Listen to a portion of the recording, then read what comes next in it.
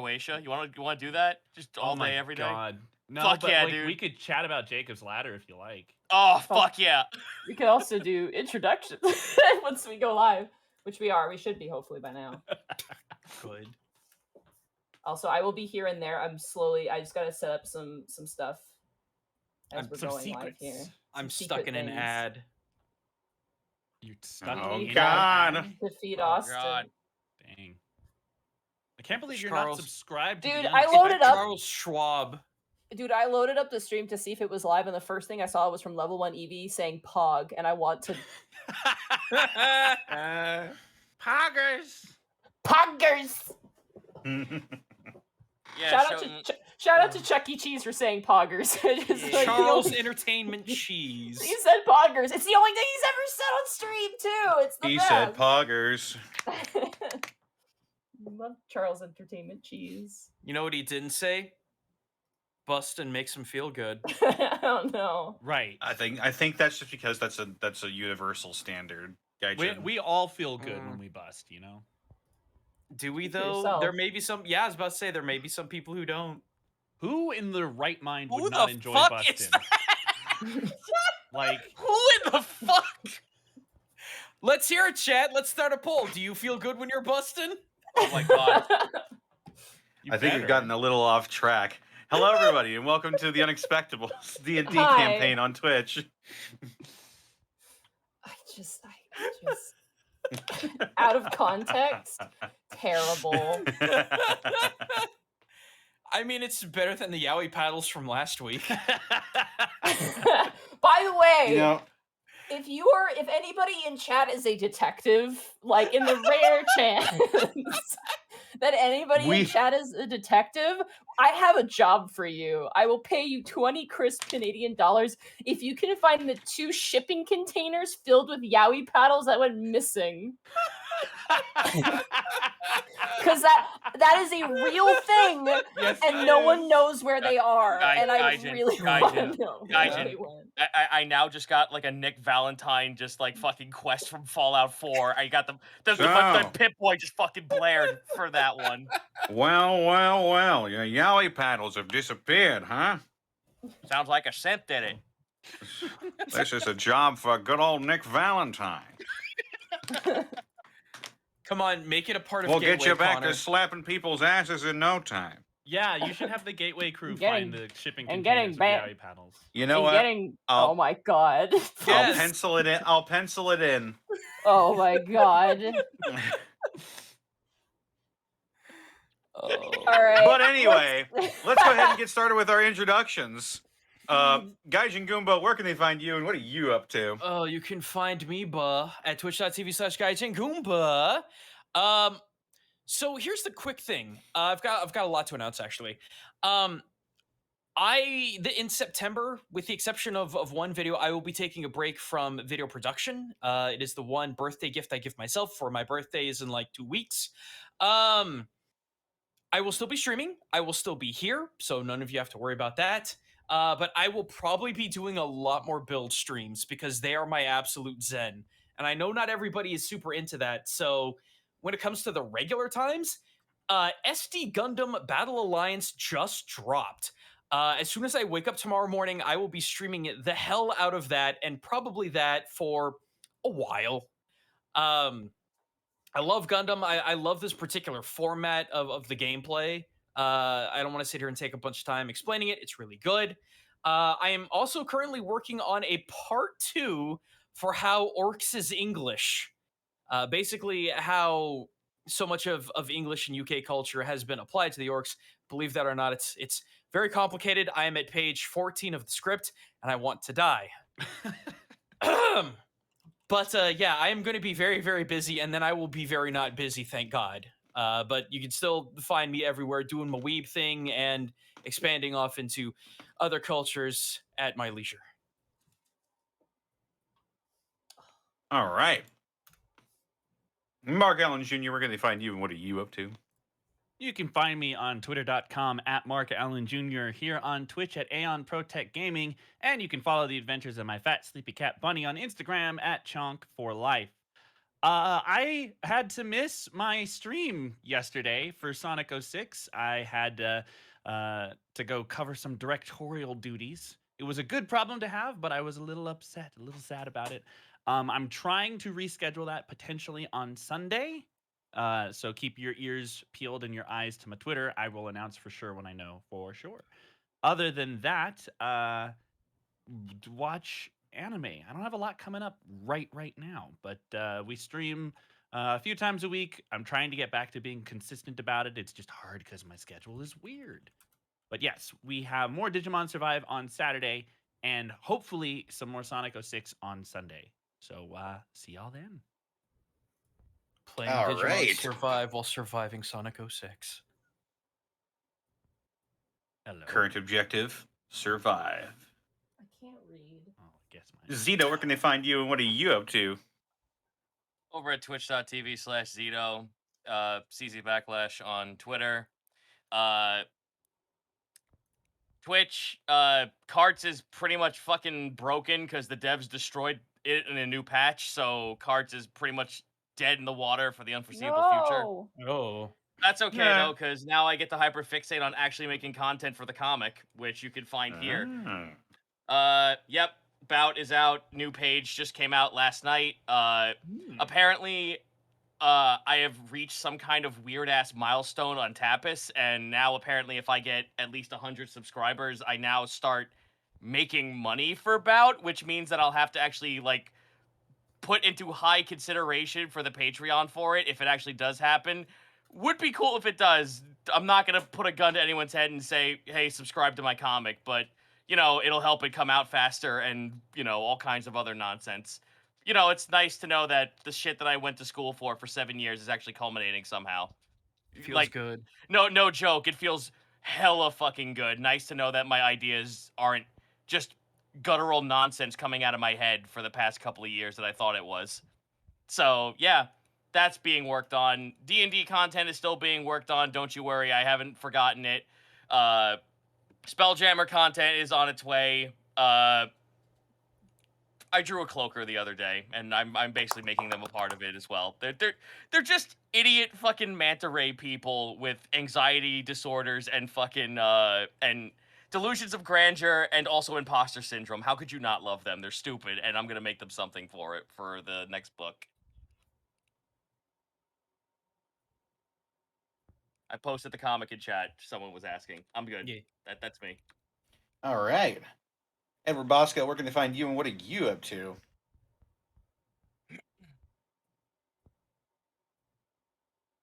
Bosco, please. Ah, Bosco's dead.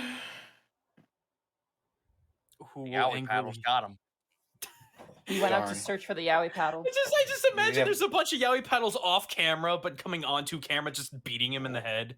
When will Edward Bosco come back from the great Yowie Paddle scavenger hunt of 2022? We'll find out after. Monty, where can they find you, and what are Hi. you up to? You can find me at MontyGlue on Twitter, and you can find me at twitch.tv/MontyGlue. I'm really sorry about the lack of streams. My internet has been kind of patchy, and I've also not been feeling super great. But tomorrow, we're actually probably not going to do Dungeons of the Mad Mage. I'll be talking with every other player because I got sick last week, unfortunately. So we're probably going to take the week off again, and I probably am going to try and set up Cult of the Lamb with Twitch integration. Oh shit! It seems really neat and really fun, and I know a lot of people are doing it right now, but it looks really fun. And if not for that, then maybe Mario Kart, because I still need to check out the new racetracks. And then Sunday, we should be back to Majora's Mask. I got my VOD fixed finally, thanks to my internet, and I should be back to doing that. There may be also random streams peppered in throughout the week. Fridays, I might start doing Friday fishing streams with Therapod on Final Fantasy XIV. So you can spoiler-free. It's a spoiler-free stream, so we're not talking about the game and any story things, and we're going to avoid story content. It's just literally us fishing. That is all the stream is going to be, is us fishing and kind of dicking around. So definitely check that out if we ever do it. Fish indeed. Is Edward Bosco back from the great Yowie Paddle scavenger hunt of 2022? No. Oh, Damn it! One Darn day it. we'll find those Yowie paddles. Well, if he were here, where could they find him, and what would he be up to? At Ed Bosco VA on both Instagram and Twitter, and on twitch.tv/EdBosco. Right. Excellent. And they can find me on Twitter, Twitch, and YouTube.com/DistortionDevil. I stream Tuesdays, Fridays, Saturdays, and Sundays. This Friday, got quite a lot of things I could be doing. I was also given Cult of the Lamb, and I might be doing that as well. I could also be doing What the Dub or some Monster Hunter Rise. We'll see how we feel when the time comes. But I've got a lot of stuff to take care of. First, I gotta get myself a bed. I've been sleeping on an air mattress ever since I got home from Canada. You should get the Fuckmaster 10,000. The Fuckmaster What? 10,000 is Ultra Fucker only, 10,000. Sorry. the Ultra Yeah. Fucker 10,000 is I checked on the website, and it's a European company, and Damn. they are exorbitantly expensive. Oh, I'm sorry. For context, Yes. that's what people called my new mattress when I got my new mattress. They Yeah, called the it Fuckmaster 9000. They called it the So Oh. Indeed. it's a symbol. Yes. It's very good. Yeah. Other than that, check out my DM's Guild, releasing 5th edition subclasses, including the Treasure Hunter Conclave for the Ranger, which will be coming out as soon as it's ready. Other than that,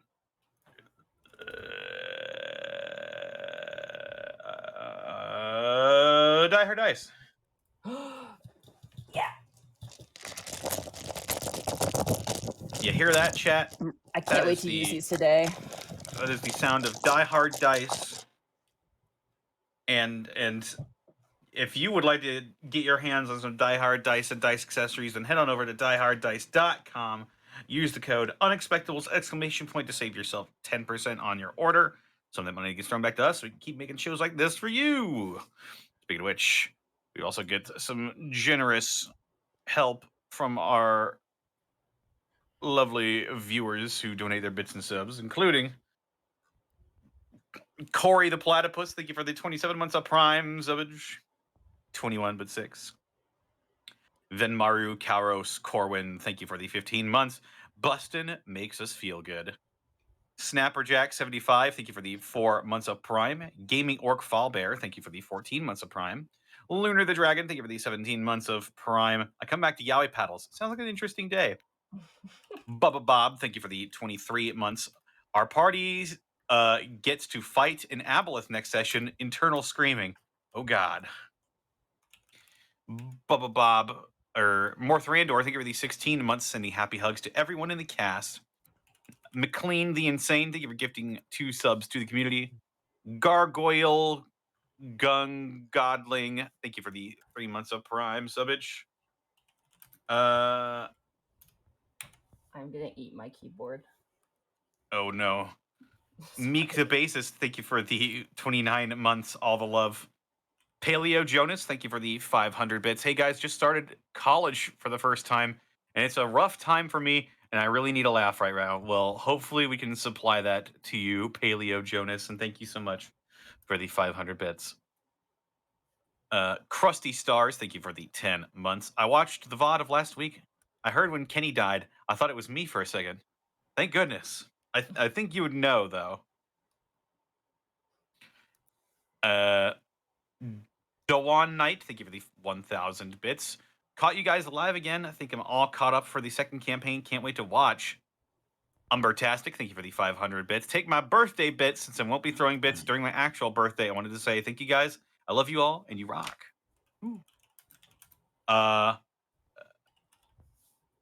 Chris the Almighty Teddy, thank you for the 2 months of Prime. Finally have a chance to thank you guys for all the good times. I've been watching since Ronfault, and hope for many more good times to come. It was a long time ago. Doan Knight, thank you for the 14 months. Retro Royal Knight, thank you for the 27 months. Oh yeah, let's go. Dip Bipples, thank you for the 100 bits. God damn it. Hi, Monty. I Sorry I drank missed the water last couple before of that. weeks. That was close. McLean the Insane, thank you for the additional 3 gifted subs. Bill MSU, thank you for the 27 months. Dawan Knight, thank you for the 5 subs gifted to the community. Stretchy412, thank you for the 24 months of Prime subbage, 2 years. Hope you're all doing well. Going to be making a Way of Emptiness monk since my cleric got one shot by a mummy lord today. Oof. Ooh. That sucks, understandably. But hope You you had have some fun fun with the with Way of the mummies. Emptiness. We did have some fun with some mummies. and It Farrah was had some fun with mummies. scary. Solar Misfit, thank you for the 100 bits. Legend has it, if you're a good person for an entire year, a guy named Nathan will give Monty at least 2 Electrum. Chat can't hear the music? Oh no, they can't. What the hell? 1 second. Is it all of chat that can't hear it, or? Darn. Oh, it's playing now. It should be playing now.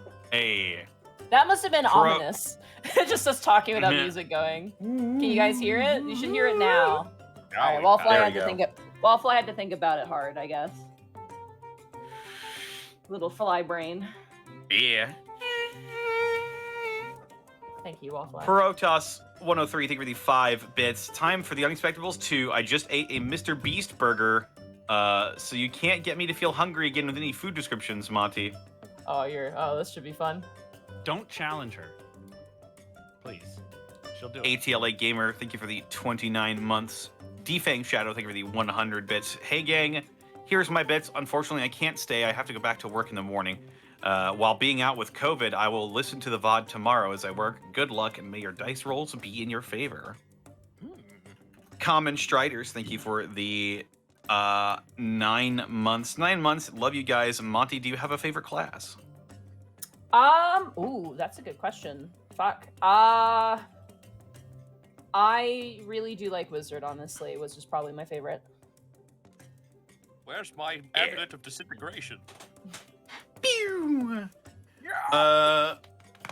Rar Hockey Dude, thank you for the 100 bits. Just catching up to watch tonight's episode, so here's some bits. STSTW, thank you for the 19 months of Prime.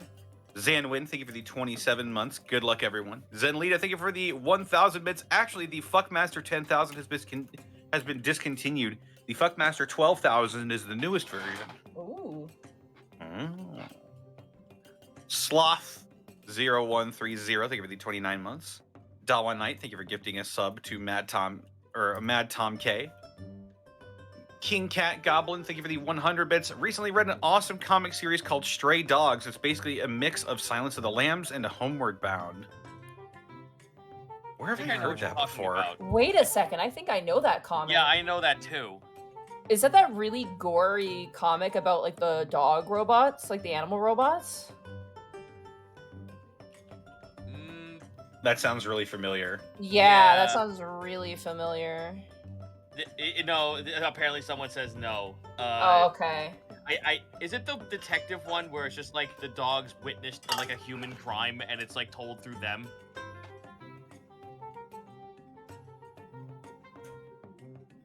I should know this. I'm into comics. What the fuck? Please continue. We Connor, can- Sorry. Yeah, we can look it up later. Schlorbo McMilpy, thank you for the 9 bits. Opinions on Kellogg's most questionable decision with Kellogg's? I'm not privy to any questionable Kellogg's Yeah, decisions. The We don't guy, know what the this guy is. from Other Fallout? than they could be talking about the guy from Fallout. There's a guy from Fallout named Kellogg, so I'm not sure. He kidnaps her Uh, son. All I know is that both can be a part of your delicious balanced breakfast if you take the cannibal feat. Dr. Dead Inside, thank you for the 29 months. Free Trotter, thank you for the 26 months. Protoss 103, thank you for the 5 bits. Monty, can we get a Mr. Rabbit on a soundboard if we get enough to sign petitions? We're not allowed soundboards when we're doing this. Sorry. Nope. I have a strict no Phil- soundboard policy. I'm sorry. Darn. Fortunately, I don't. Phil Lane, 76,000, thank you for the 9 months. 9 months subbed. Doesn't really seem like it's been that long. Started in season 1 when my schedule changed. I haven't looked back. Thank you for everything you do. What are your opinions on the new crit rules Wizards announced? I mean, I have no comment on the new. I mean, a lot of people are going to be asking about the new D&D stuff, guys. It's in playtest. Like, no matter what we say, it's going to change. So again, I speak have for very- myself. I don't speak for other people, but for myself, I kind of am not looking at it until it's actually finalized because it kind of doesn't matter until it is. I have a short Unless- answer. Yeah. It feels like subjective homebrew. Yeah, and I mean, here's the thing. I'm sure the YouTube comments will tell me we haven't been following the rules of this game, so I don't know how much we're gonna follow the rules if they come up with a new one. So literally, we're just playing D&D 1 right the fuck now. Yeah, we are. Guess what? Oh everybody? shit! Yeah. So again, sorry, but I mean that's. Also, did they start calling it D&D 1 now instead of 1D&D? Yeah. I don't fucking Good. know. Oh, who knows? Who knows? Please continue. Yeah. Anyway, Raw Sodium, thank you for the 150 bits. Got to the final session of my first ever campaign coming up. Is it weird being nervous? We started with the Lost Mines of Phandelver, maybe capping it off with the level That's 6 to good. 15 stuff for Descent into Avernus. Ooh, Oh, that's actually a That's a really good one. good way to do it. Yeah. that's a good one. Get ready though. Avernus is quite hard, so be sure to be aware of that. Akazar, thank you for the 25 bits. Eat the keyboard. No. I'll try. Akazar, thank you for the 25 months. Eat the keyboard. Okay. Armored Hunter, thank you for the 8 months. I was unable to visit one of my best friends in person today, so we're watching live. Good luck and good rolls, fellas. Vince Babaganoush, thank you for the 6 months of Prime subbage. Norvidicus, thank you for the 9 months sub. Baby Dippin' Bibbles, thank you for the 100 bits. Damn it, chat. I'm not a doctor. I'm a mythical muffin. Volk551, thank you for the 8 months. Dragonborn now have dark vision. Good change. Masamune84, thank you for the 19 months. Mage Linzio, thank you for the 9 months. Erwin Elf, thank you for the 25 months. Got me some homemade candy today. Oh, hey, me too, actually. Hopefully it's ghost pepper / cinnamon candy. Ooh, I love me some cinnamon candy. I do too. Blackfoot Ferret, thank you for the elite bits. Sorry, I missed last week. Work is crazy. Skittery Boo. Oh, also thank you for Cult of the Lamb. Skittery Boo, thank you for 500 bits. Apparently, I forgot to watch the last third of the episode, so I'll see you all in the VOD. Have fun. Alexander Wass, thank you for the 17 months of Prime subbage. Crabbiest the Great Crabber, thank you for the 100 bits. Looking forward to the session tonight, guys. Good luck. One Sweet Girl, thank you for the 100 bits. Question for the future. Is there going to be more Ravenloft in October? Got a friend to listen to it, and she wants more. Stay tuned. Stay tuned. You'll find out. It's me, that one guy. Thank you for the 100 bits. I'm just here to see how often Zito references that one guy. Some guy? Oh, I know about some guy. And finally, we've got that guy in the towel, Hezekiah. Thank you for the 100 bits. Thanks, guys, for being you. Aw. Wait, I have to be me? Crap. Shit. No, you have to be I Scott. thought that was the point of D&D, Oh, is to not fine. be me. Yeah, yeah. Fuck! It's all wrong! All right, you Shut guys it down, ready? do it again. Yeah. Yep. All right. I think it's time for us to get into a world of wonder like no other. Not other. Like no Never under. mind. Galvanizing. Down under. It's time for Unexpectables, baby. Yeah! Come!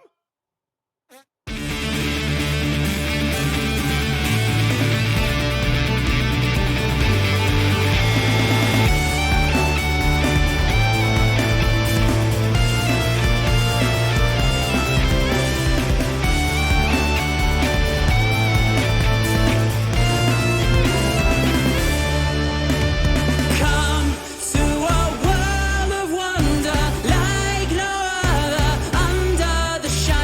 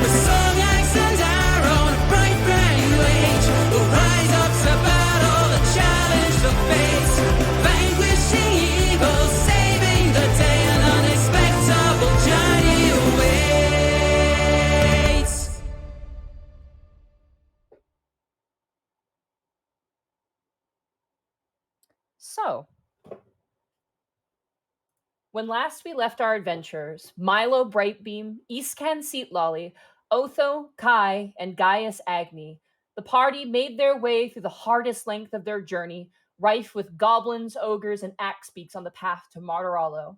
Now on the cusp of their destination, they've made their last stop in the shipbuilding town of Rasco Air, and after arriving, the party has found an inn to stay at, and found an old dragonborn sailor with a tail on his lips.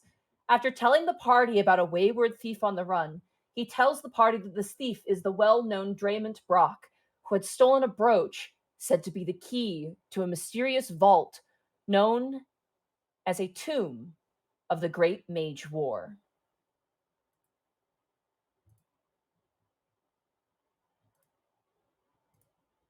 So,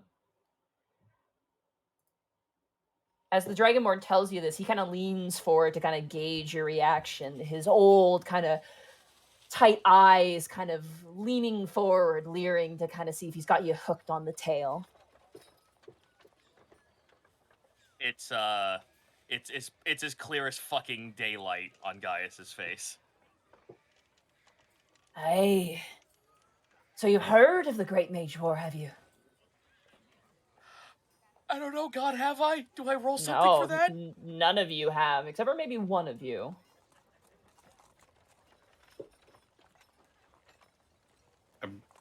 No. Correct me if I'm wrong, but I think it was in a book we saw once. Yes. It was in Kai's book. That only Kai saw. Aye. It's said that he kind of leans forward, the Dragonborn kind of places both of his arms on the top of the counter, kind of leans forward on them and stares at all of you, and leans down to look at you, Milo, as you're a little bit underneath the counter and kind of peers down at you. He smiles and he goes, "It is said that over thousands of years ago, there was a great war between wizards. Aye. And the war was so great that they sealed away their magics into these vaults. And they were very cautious of their secrets, and put all manner of traps and beasties inside of them to protect their secrets. Aye, but it's said what's inside is worth the price of the risk. If you are treasure hunters that be, then for Draymond Brock, it was well enough to steal a brooch from a very rich woman in Martorallo proper. And what exactly would we be getting out of this tomb, and how in the world would we sell it? Who knows? It's said that the items in there are so great that it's actually illegal to buy and sell them, but you didn't hear that from me. There are those who covet such secrets, and those who fear them more than anything. It depends on where you be, but know this. This war was so great that legends say that these vaults are scattered across the land as far as the eye can see.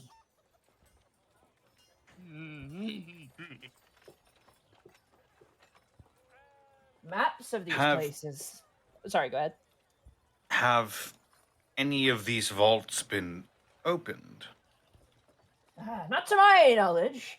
I've seen plenty of people boasting that they have treasure maps to them. Granted, such treasure maps are easy to forge in this day and age. But you wonder if one of them's got one that's legitimate, eh? Has anyone actually ever come back with one of those maps? Come back with the maps?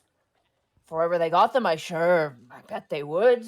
As for going to the vault or back, and he kind of looks around and goes, "It may not surprise you to know that Rasco area isn't exactly the most popular destination for those reaching Martorallo. Aye, most people stick to the harbor side of things, but you seem like a well-traveled sort. Might be some interesting information for you there, eh? Not to mention the bounty on that man's head at least is worth something." I mean, I suppose that would be something to look into, eh, fellas? Gaius is doing the Serpelo spooky dance, like in fucking times 2 motion. Anyway, you said you wanted rooms, eh? The agreed upon prices to your approval.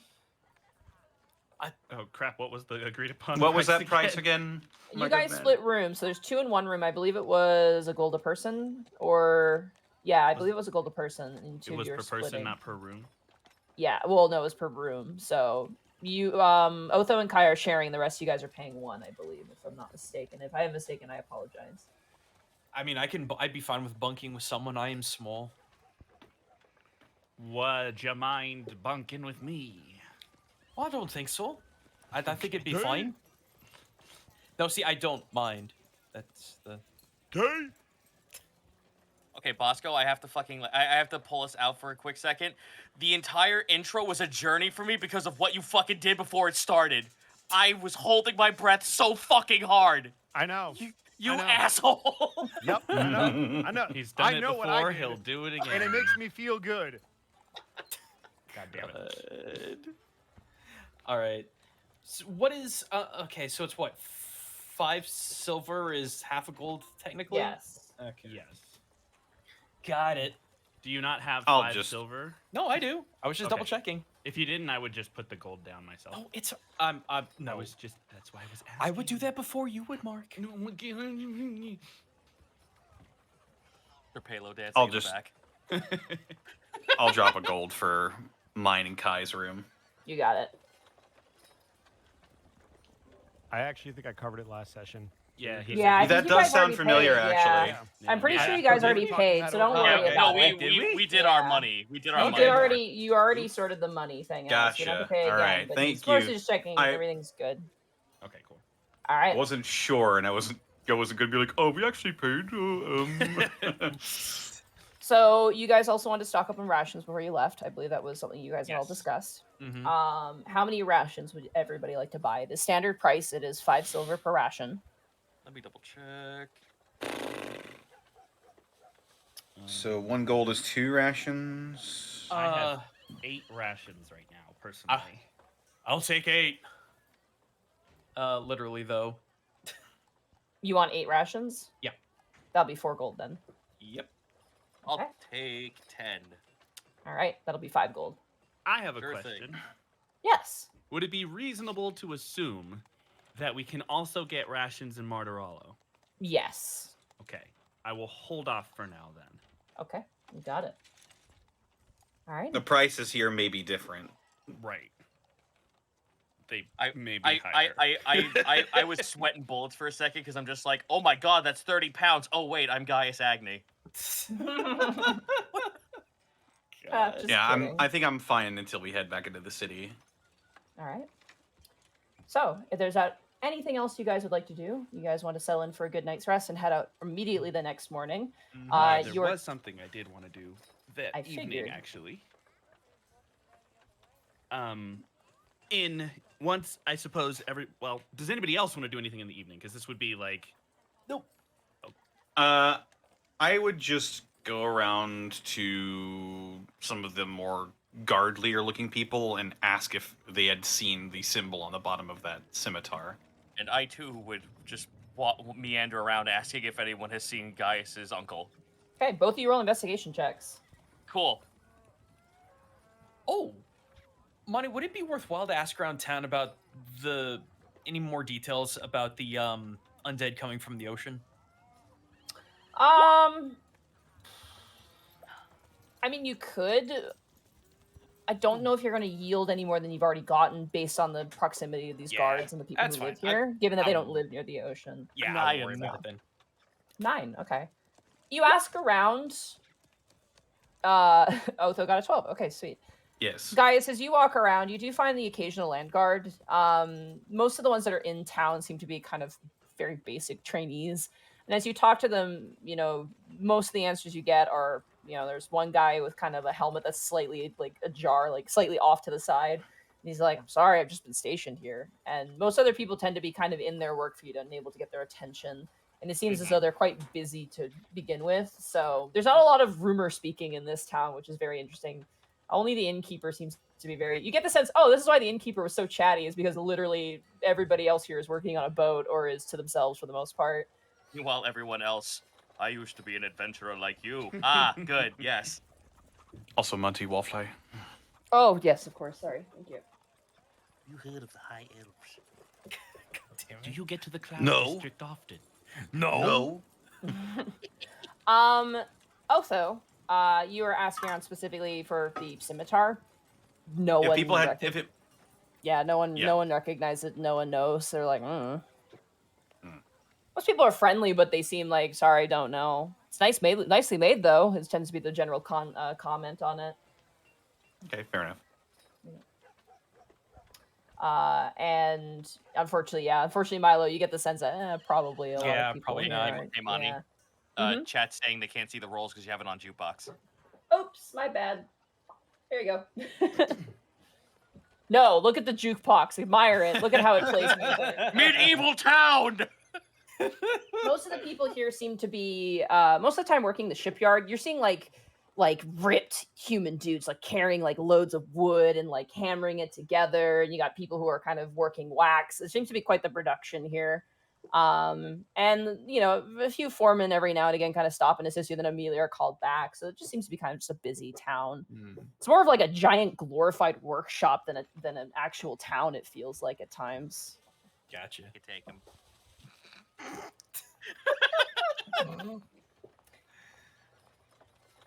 Unfortunately, with that, you all retire for the evening. Food is covered, so you don't have to write off a ration. You're provided with a very generous fish pot pie with a side of dinner ale and spring vegetables cooked at what appears to be a fire. Very lovely made. Quite cholesterol is the best way to describe it, but in a good like they add just too much butter just to give that extra little kick in the butt. This is quite cholesterol.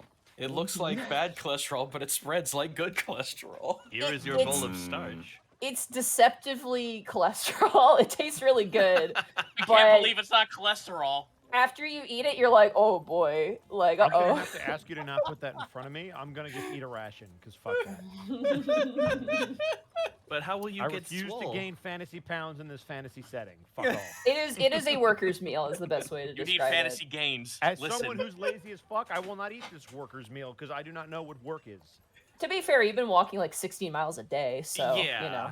How do you Guy's think I legs keep are this girl in shredded. good figure? Listen, I am gorgeous Just and I the will legs, not have though. this cholesterol. I will not do it. Milo Yep. looks like ripped Pluto from the Mickey Mouse shorts. As you guys eat your meals and retire for the night, is there any discussions you guys would like to have before retiring to bed at all amongst each No, other? I'm good. Yes. Okay. As Um, Dawn. I said yes. Oh yes. What would you like to do? Sorry. As Milo and Iskan are turning in for the night, Iskan kind of clears his throat uncomfortably, and then says, "Hey, Milo, Oh, yeah, Iskan, what's going on? I think I owe you an apology." Why?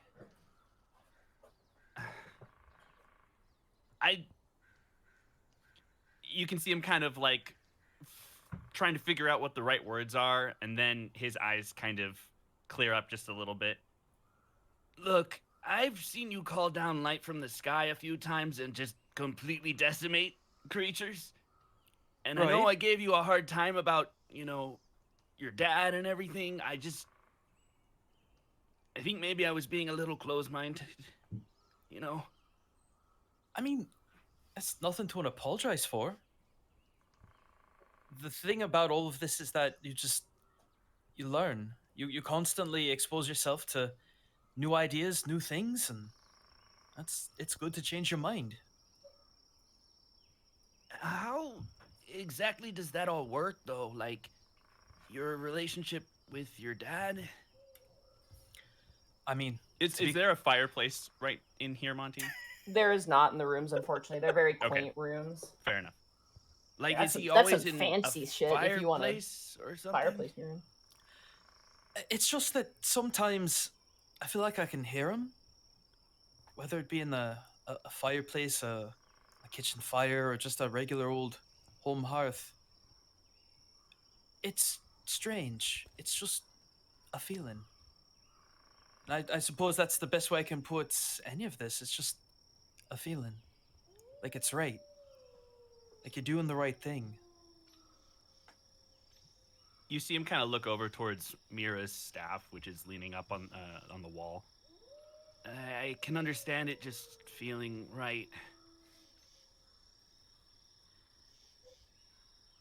Well, anyway, good night. Can I insight you?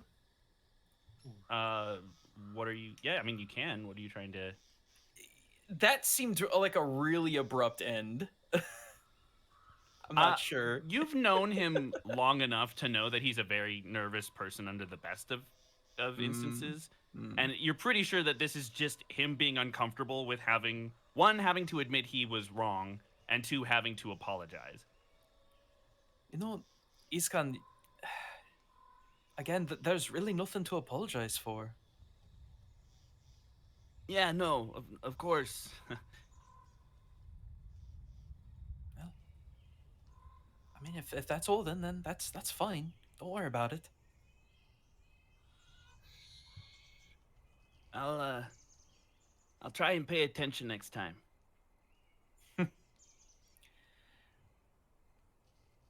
Yeah, it's just. He just kind of looks down at. I rather looks over at his glove that has his emblem on it. It really is just a feeling. Well, maybe I can feel it one day. I mean, it's been doing quite a lot. I keep seeing you throw ice around, and you know that mysterious language that none of us ever heard of, and it surprised you like we should have known. Well, yeah, but none of that comes from somewhere else. That's all, like, in me. I mean, that's fine. I don't want you to have to think like you've got to overthink it. I understand that when it comes to clerical duties and the different churches and whatnot, it seems like it's just all books, but it's far, far more than that. And I think anyone who devotes themselves to something higher than themselves could tell you the same thing.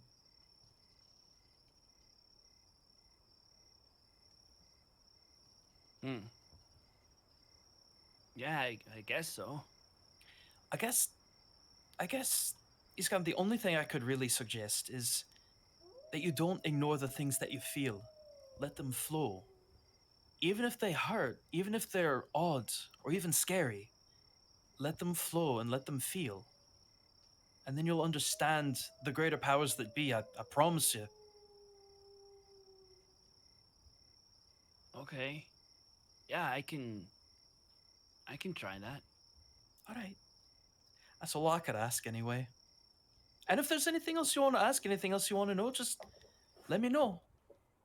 I'll try not to talk your ear off. Well, I'll try to listen more, you know. Haven't done a lot of that lately, so sorry. Oh, Yeah, you said don't apologize, right? Sorry. it's fine. Don't worry about it. He's very like during this entire conversation, he's just 100% chipper. Mm-hmm. Like when you asked for an apology, he was genuinely confused. All right. You guys head to your rooms for the night. All of you gain the benefits of a long rest. Yay! And to make things nice and simple, the following morning you collect your companions. Hans, the construct, whittling away at a foot every morning. Risher, who seems really raring to go. He's definitely seems like kind of excited as the days kind of go by. You also collect Gizdit, who seems to be talking up the barkeep. And you do not see Kyle Tenno. You get the sense he's probably with his goods on the wagon. And as you guys regroup with Rebu Estefres and his beloved Axe Beaks, you guys mount up and continue on your way. And as the dawn dawns and the morning comes into day, I would like someone to roll 3d20s for me, please. While we're in the process of day preparation, I will give myself and I will give Gaius 2 temp HP. Got it. Cooking. Bread time. Ooh. Ooh. 653. Oh my god, good weather. Really good weather. Nice, crisp, beautiful, no wind, no rain, beautiful weather. And Which as you means set another hurricane is coming. No. There's a typhoon just Also- over the hill looking at us like one day, cracking its motherfuckers. knuckles. We are in Cracking the its eye of a knuckles. storm. Interestingly enough, compared to the roads to the south, to the north of Rasco Air, between Madiamon and Rasco Air, it is full cobblestone road. And it is smooth, perfectly set for wagons, and incredibly comfortable to walk on. No longer are you on uneven ground and like rocks that kind of stop and hitch the wagon. You guys are now on a very clearly well-maintained road. And as you guys ride, I would like someone to roll a d100 for me as I grab my I'll coin. do it. Wow, this is a weird road. 17. Very low. Good low rolls tonight. I hope those increase. Where necessary. Natural Yeah. one. Okay. Perfect day, perfect travel. Nothing occurs on the road. Wow. And as night comes and watches are made, please write off a ration. Well, that was easy. Already we are feeling the benefits of civilization. I'm scared. This is too Gaius easy. is too busy just like enjoying himself now that like we're stepping on cobblestone. He's like his hooves are hitting the rocks. He's just like, like just knocking on each of them. I'm gonna cry when we make it to Montreal and it's just in shambles. Just I was on gonna say, fire. It's on fire. I'm getting like the one does not simply walk into Martiralo vibes right It now. literally becomes the plot to Neverwinter Nights 2. And as dawn dawns, I need 3 d20 rolls again. I'll do it. Re-up the HP. Yep. 17, 11, 8. Okay. It is more chilly today, a little colder. There's also a bit of a wind rather, but no rain. So there's a bit of a buffeting wind kind of against you as you walk. It's enough to make the wagon's cloth flaps kind of shuffle in the breeze. And I would like another d100 roll for me, please. Ow! Getting closer to the water. 17. Oh my god! Holy shit! Wow. Wow. And I got the exact same coin flip too. Let's go. Nothing happens. Again, as you guys travel, probably the only thing that stands out to you is you do see occasionally a Axby courier kind of head out. You do also occasionally see some soldiers training in the far distance. Kai and Otho, you would know this. This is the most safe road in Martiralo entirely. Given its close proximity to Martiralo and also just the general upkeep. And by the way, the quality of the road increases as time goes on. There are even little bridges now that kind of go over creeks rather than relying on you to go in and out of them. There are water pumps stationed every now and again for beasts of burden to drink from that you're also able to fill up on water. You don't have to use the bucket. You can actually fill up on We're using water. the bucket. That's not Yeah. a question. But you don't have to summon water into the bucket. You can actually collect fresh water. And as you guys travel, the night comes. You guys write off another ration. You guys set up your watch for the night. Nothing occurs. Except for, a few raccoons or something. And as dawn dawns and you guys begin to make your way, you do not need to make a weather check for this because this is predetermined weather. I would ask that no one speak as I read out this next part, please. Okay.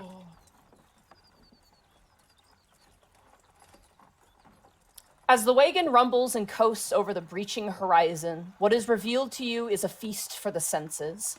At first, the sheer mass of the great port Martiralo hits you all to varying degrees. But no matter how you feel, it all stands to one thing greatest. It is by far the largest city you have all ever seen. All the previously visited villages dwarf in comparison. 'Tis likely none of them combined come close to the sheer scale of this maritime conurbation. Sequestered behind an impressive fortified white stone wall, you see the speckled blue rooftops of white stone domiciles, interwoven with mismatched buildings made clearly with the recycled wood of old galleys and warships. To the west stands monoliths, large wizard towers and libraries of immaculate purples and greens. And atop a large pinnacle rock shelf further south lies mansions of varying degrees of sizes and creeds. To the east, the eyes lead to more wooden buildings peppering the city, made of old rowboats cobbled together, dirty stone buildings curtained by plumes of forge fire smoke and large metal cranes moving sluggishly over the rooftops. The sound of crying gulls and the far-off ringing of harbor bells coax the senses to the shimmering crystal ocean, a venerable sheet of blue calm that blankets the far horizon. It is impossible to tell where the city ends and the coastline begins, as wooden harbor docks trail up top the deep ocean like fingers treading over the water, linking closely more to 1,000 ships, from the tiniest of fishing vessels to mightiest of massive war galleons. As the wagon lumbers closer, a yawning gate built entirely of ship figureheads grows upon your approach. Flanked on either side stands 2 fully armored land guards in clean armor with immaculate longswords and tall tower shields, and they are both mounted astride 2 equally armored axe beaks. Peering down from above on the wall stands at attention a platoon of soldiers at the ready near fully loaded ballista. As the gate beckons forward, 4 lower rank land guards stop your approach and casually surround the wagon, one festooned with regalia and a clipboard. So, you have made it to the great port city, Martiralo. As the man approaches, his armor is more meant for movement, less of protection. And you can see that his helmet is clearly meant for more vision, and he doesn't have much of an eye guard to it as he approaches, very calmly and casually. He approaches Rebu first, as he is the driver of this caravan. And Rebu gently kind of steps off the vehicle and hands the reins, probably off to you, Isken. The two begin a conversation, quickly just discussing the contents of the vessel and how long he intends to stay and where he wishes to board. And as they discuss, one of the guards approaches all of you and says, "Hail, friends! May we check what you have on your persons, please?" No problem here. Very well. Excellent. Do you have any magical weapons to declare? Any poisons of which you carry? None of you appear to be of the roguish persuasion, but it is good to know. No. Nothing from me. I have one. Let us see it then. He'll pull out Mira's staff. Kind of takes it, goes over here. He has a whistle, and you watch as coming kind of around from the sort of the yawning mouth of this gate comes a rather small dwarf with a nicely like kind of cone hat and a very well kind of curled, almost like Father Moon kind of beard, and he runs over kind of puffing, and immediately kind of you watch that similar flash that you've seen before. He kind of looks, goes, "It is safe." And the guard goes, "Very well," hands it back to you. Anyone else have anything they would like to declare? Bob just shakes his head. We'll check the wagon and we'll let you on your way. You watch as they kind of begin to move. Otho, Kai, what are you two doing? Otho is sort of just taking it all in. He's a bit misty-eyed, and he's got a shaky smile on his face.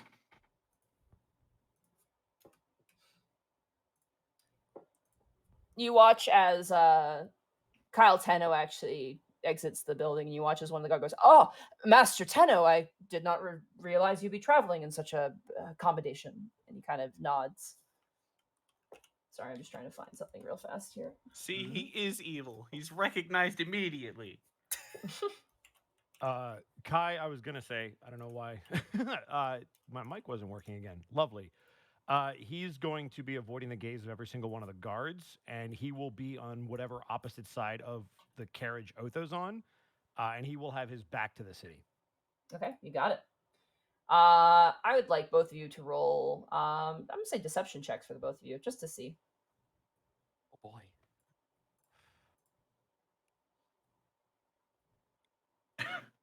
Yeah. Oh come on. That's a So 5. soft 20. Okay. Ah!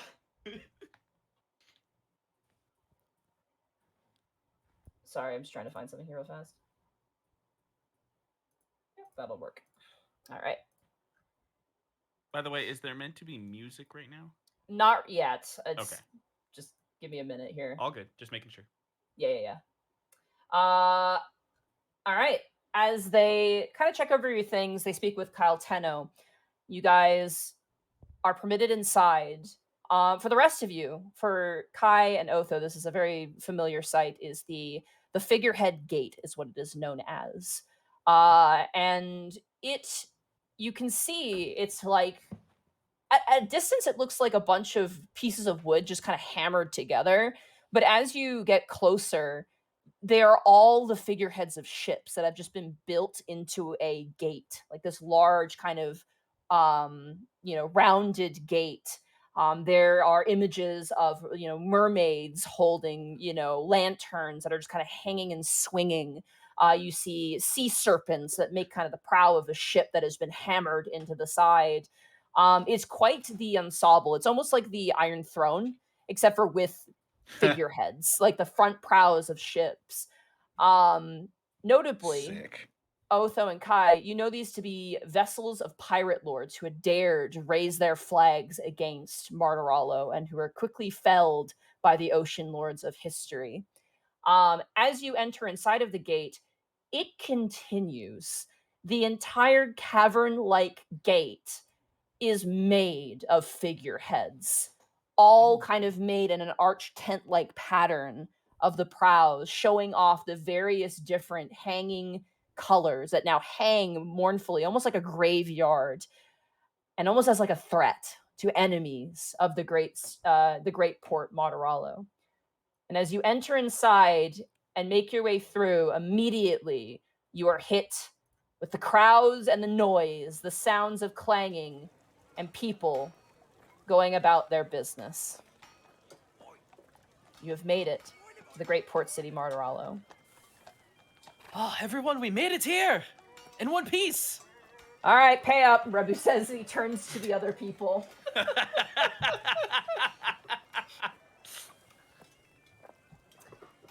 So, in total, 1, 2, 3, 4, 5, 6, 7, 8, 9, 10, 11. So 11 days total.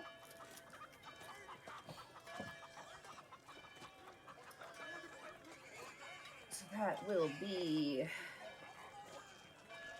Do you need the amounts for each? I'm grabbing it because I know one person only has 1 gold piece to their name. My Oh, arms darn. firmly, Gaius' arm is firmly wrapped around him. We made it, friend.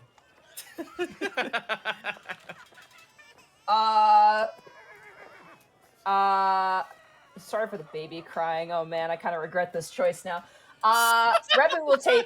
Rebu is going to take 20 gold from the 60 gold total that you guys have earned. 66 gold total he is going to take. Yeah, he'll take 20%, or he'll take 20 gold from it, so leaving you guys with 46. Or sorry, 46. I can't do math, dude. That's why He's taking 20 Get gold from calculator. 66, right?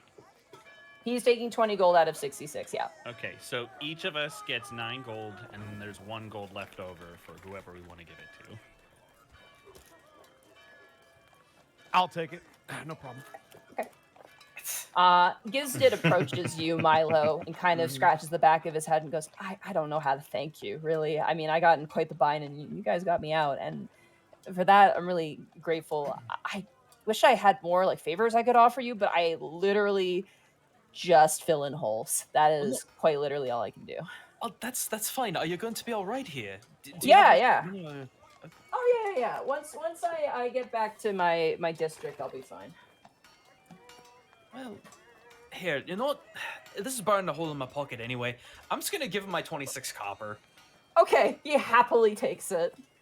He's like, oh, that's great. I was worried I was gonna not have to eat for a while, but thank you thank you, Milo. Seriously. And he kind of takes your hand and he kind of shakes it very firmly. I mean, And do you need Milo, more? Yes. Milo, you Yes. get an inspiration point. Yay! Hey! You got Opa! inspiration. I mean, he's just gonna Goody look back. two-shoes, He's piece of gonna shit. he's gonna be looking back and just be like, "Are you sure you don't need anything else? I mean, do you have enough money to eat and get where you're Yeah, going?" I do. I do now. I certainly do now. And don't worry, the bunk rooms are pretty good. All right, if you say so. We'll be here for a bit, I suppose. Oh, actually, one thing. If you could come here for just a moment. Yeah. We need to find Osmar Harland. Do you know where we might be able to start looking? You want to meet an ocean lord? Looks back, looks to one side, looks to another side. I mean, I suppose so. Don't worry about that, Milo. All right then. I guess that's all then. Just take care of yourself and don't get in any more trouble. I will do my best. I'll stop drinking so much when I'm not home. He kind of gives a Alright. nod. And he Cool. takes Gary- off and disappears into the crowd. Gary's mod NPC stare at him as he goes off. With that dramatic Tarantino eye zoom. Yeah. Jeez. In all I seriousness, can't- though. hey guys, you know what I can't stand? People who are just lawful good all the time, being nice to people. Shut up. Yeah, what a bunch I of don't know, losers. I'm not lawful What a good. goody to inspiration for being a good person. Ugh. It's almost like being a good person can have its rewards. I will lawful stupid is more likely. Stick to your guns, Hans- Gaijin. Hans approaches and will go, Thank you so much for letting me travel here. There are many people who do not have feet. and you watch as like a peg leg like sailor kind of walks by. I feel like I'm going to be very successful here, and I thank you very much. That's no problem. I hope to see you again in my travels. Best of luck to you. They give like a bow and they kind of squeak like, and then they turn with their bag full of arms and kind of walks to the crowd. And you watch as there's like this like Triton kind of sailor kind of smoking and kind of looks and goes, "What the fuck?" as he walks by with all of his. Kyle Tenno actually is gone. You can't find him at the moment. He fucked off. He's up Yeah. to nefarious purposes, of course. Is that what you say out loud? No. Okay. Risher, by the way, looks really, really nervous and just kind of like got both of his arms squeezed underneath his armpits, kind of crossed over, and he's like, oh, wow, wow, there's a lot of things here. Okay. Oh, well, I gotta find where I need to go now. Hey, So- hey, listen. Mhm. I'm sure it's gonna be fine, okay? I hope your friend can help you out with your condition. He kind of gives a knowing look. I hope my condition doesn't upset my friend. That remains to be seen. Thank you. All of you. Thank you so much for protecting me and making me get here on time and with all of my faculties, bladder no included. problem. Just on a personal note, Yes. and he's gonna pull out a small piece of paper and hand it to Risher with a pen. Would you mind writing down where I might be able to find you later? We Sure, have some yeah. personal business to take care of, but you know, your friend sounded really interesting. Sure. Yeah. I'm staying with oh gosh. I'm staying with oh no. Shit, where's that note? I can't fucking find it. Uh-oh. Uh-oh. When real life Uh-oh. imitates art. I know. I had it written down, I swear to God. Is it my quests? Shit, hold on. Was it Lady Winona? Yes, no. Winona He- Odez. He did not go to Winona Odez. I have it here. I just found it. That's I'm- the lady he has a huge crush on. Well, he seems a little rosy-cheeked about. He kind of scrambles and hands you an address. He goes, "I'm going to be studying over Claire Oleum in the opulence district, specifically at her school. Oh, that sounds so cool. Opulence district. Hell yeah. We've gotten away from the broad terms of It's Alabama. just straight up Richville. Opulence. 1%ville. Streets paved with gold. Well, thank you so much. Hopefully I'll see you again. I hope so too. Perhaps if I become situated, we could exchange letters. That would be really nice, honestly. Yeah, if I ever find a place to settle down. Well, wandering suits you. Thanks. I think. Thank you again. And Risha kind of bows once again. And then you feel the ground kind of... it's just the nerves. And he kind of turns and takes off. Rebu kind of walks up and looks to you all and goes, "So, you're finally here." That was a bit of an adventure. And here, you watch as Rebu kind of digs around in his pocket, and he reveals to you a rock. It's probably about 3 inches, like tall, and maybe 2 inches across. It's like a smooth, round stone, but it has like a perfectly carved ear in one side. Insert a Bugs like gif of what's with the rock. Who's he handing it to? Oh, anyone. He's just offering it to anybody. Guys takes it. Okay, guys, you take it. If you need me, just use that. How so? Just talk into it, and I'll hear it on the other side. And he kind of lifts up another identical rock. Guys like puts it to his mouth and goes. Careful. Careful, Oh. you can only use it once a day, so just keep that in mind. Guys the heck? immediately pulls it away from his mouth. Oh. Okay. I had to do like a vision quest for this. I tell you, kids these days are handed everything. This is bullshit. Sorry, I can't hear you old fucks at the Opulence District. Screw you!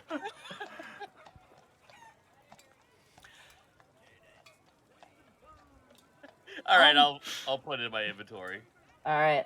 Well, once Snooty McMerchant Man comes back with his cart to pick up all his crates, then I'm gonna stable these beautiful birds, and he kind of strokes the axe beaks. And I'll probably get myself a stiff drink. So, if you need me, give me a call. Rebu, one more thing before you go, because I don't know when's the next time we're gonna see you. When we were trying to get passengers here, one of the clerks ladies said that you were a she? And he just walks away. Can I insight that at all? Nope! Oh boy. And as he actually walks away, he turns to you all and goes, "Remember the pipe!" and keeps walking. Milo, I can't believe you just asked that. What? Well- the pipe indeed. I didn't want to say anything about it before because I wasn't sure, but when we first met Rebu, I kind of got the distinct impression that he wasn't who he appears to be. Almost like he's not even human. I don't know. I can't really put my finger on it or how to explain it, but yeah. Oh, all right. I guess that's fine. You know, I don't know how I'm doing. I just don't know why. I just asked him. well, I don't know why they would hide that. I mean, it's fine. Anyway, we've definitely got a lot of work to do. Gaius is too busy looking at Oh. all the figureheads, kind of My like lost for lord. words. Yeah, you're past that at this point. You're in the Oh, city okay, proper okay. now. Yeah. Mhm. Give me 1 second. I'm just gonna see if we can get rid of the baby crying ambience because it's bothering me. Guys, go shut the baby up. Can do, When you chief. doom yourself. Just hear a punch sound. Hello, everybody. Monty here at the Unexpectables. Please don't harm children. No. I had. You hear a slam and he comes back. I gave the child the candy. Hold on. Really- I hate really myself hard because candy. I forget that the audio is not the same as the previous game. So if you guys could give me just 2 seconds, I just want to check and see what the harbor music was that I used. He didn't, Sure. no, the Chad. He previous didn't punch the. campaign. Listen. He didn't punch the baby. He punched just- the goblin stealing the kid's fucking candy. Okay. Then he So punched I the thought- baby. Then he- Just for Hold good on. measure. Double Um, kill. Hi, Unexpectables campaign 1. How messed up is the audio Killtacular. here? Docks Kilimanjaro. District. Fuck. Okay, that's what it was Killy, called. killy. Lost the bang, bang. lead. Okay. Blue team flag returned. I missed that game. Flag taken. Flag. Flag. Take flag. Flag. return. Flag. Yeah. Or gain the lead, lost the gain the lead. Game over. God, I can't look up sounds for like 5 seconds. We're No, unruly you children, can't. Monty. What do you expect? There we go. There's my Docks District music. Hell yeah, way more soothing. Oh, the And goals. we Watch can there layer be a it. baby in that one. It's a random baby. Like Off a in the Doppler distance. effect of a seagull taking a baby. Alrighty. You weirdos, you're in Marala. I'm sorry. And you all called me terrible for stealing a baby. Wait, hold on. You can't just throw that out there like it's excused. Mark, you're the only one who doesn't know the joke. Also, Kai, what are okay. your passive perceptions? Not enough. Otho's passive perception is 12. Kai? 10. You can't help but feel like there's something watching you. Great. I'd like to leave immediately. Otho would just be, he'd be sort of ignoring that feeling right now, and he'd just be taking in. Monty, Coming where's the nearest back here. library? That would probably be in the Opulence District, which is a fair distance away. Cool. Can I just go to the library with my library card and We have a study? place to go right now. That's okay. It's not as important as not doing that. You know, saving an entire country, that's not important. No, it's not. Not right now. The You don't question is, though, understand. what do you as a party want to do at the moment? I want to go get this ball rolling. I want to get this sealed document off to Yeah. Osmir Harlan. We've got an orb to recover. We got an adventure on the high seas to have. You kidding me? Gaius wants to see the ocean for the first time, you fucks. We're here. Up close! I imagine where we have to go will be probably some very big fuck off building on the shore, right? Monty, I would know where we need to go. You would know. You need to go to the ocean's pinnacle, which is that large, towering rock. And you all see it. It is a large rock shelf that kind of runs up, again, similar to Pride Rock, but it's this large cliff face of like sheer rock, white stone cliff. And you can see built atop it are a bunch of, you can't really tell at a distance, but you get the sense, very nice buildings. Come then, gentlemen. Our goal awaits us at the ocean's pinnacle. While we're on the move, I do want guys to be on the lookout to see if what the guy at the 2 towns over said was true, and there are satyrs here. Okay. As you guys walk through Martiralo proper, I need a survival check because you're in the city. You got to figure out where to go, or you can ask for directions with an investigation check. Up to you. Wait, I thought Connor knew how to get there. This is a big town. Can I guidance? You may, Literally? yes. You may, yeah. So he's gonna have advantage on this check, right? I will give advantage for your previously being here. Yes. Okay. Connor, I need you just to roll above Yeah. like a 10. Okay. Yeah, if you could do that for me, that'd be great. 18. 19. 19. Nice. We've never seen cities this Fuck big. yeah, I've never seen the ocean before! Yeah! There's Not that only- 20 win. Thank you. You do see as you travel, I will do this in kind of an interesting order. You see a rainbow of individuals. You see Triton. You see tabaxi, cat-like people with feline features of tigers and jaguars and all manner of different cats. You also see small tabaxi of ocelot variety, kind of running about doing various business. You see street performers of seemingly probably. Sorry, my brain just fried. Oh my god. Between shutting Loxodon down. persuasion. You see various people in cloth, humans and elves and dwarves and gnomes and halflings. You see quite a few dragonborn kind of carrying heavy loads up and down. And yes, you do see satyrs. Not a familiar sight to you, but satyrs with much more humanoid torsos and features, with curled horns sprouting out of humanoid heads, with pointed ears, very elven-like in nature, large beards and kind of clacking hooves as they move about the various cobblestone streets, laughing with friends. Notably, they kind of take notice of you and give you a bit of like, hey, and kind of move about their business.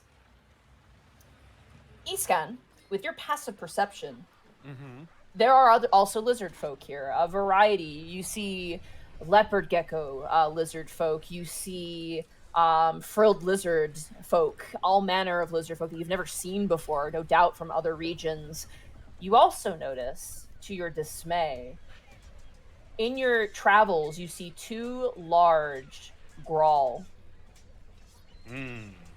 They don't take notice of you. They seem to be currently framing a Durgar gentleman who's currently discussing with a homeowner about something in regards to some sort of lease or something. You can't really tell. It's a business conversation, and it's clearly equal, but they seem to be accompanying this gentleman, and they don't turn to look at you.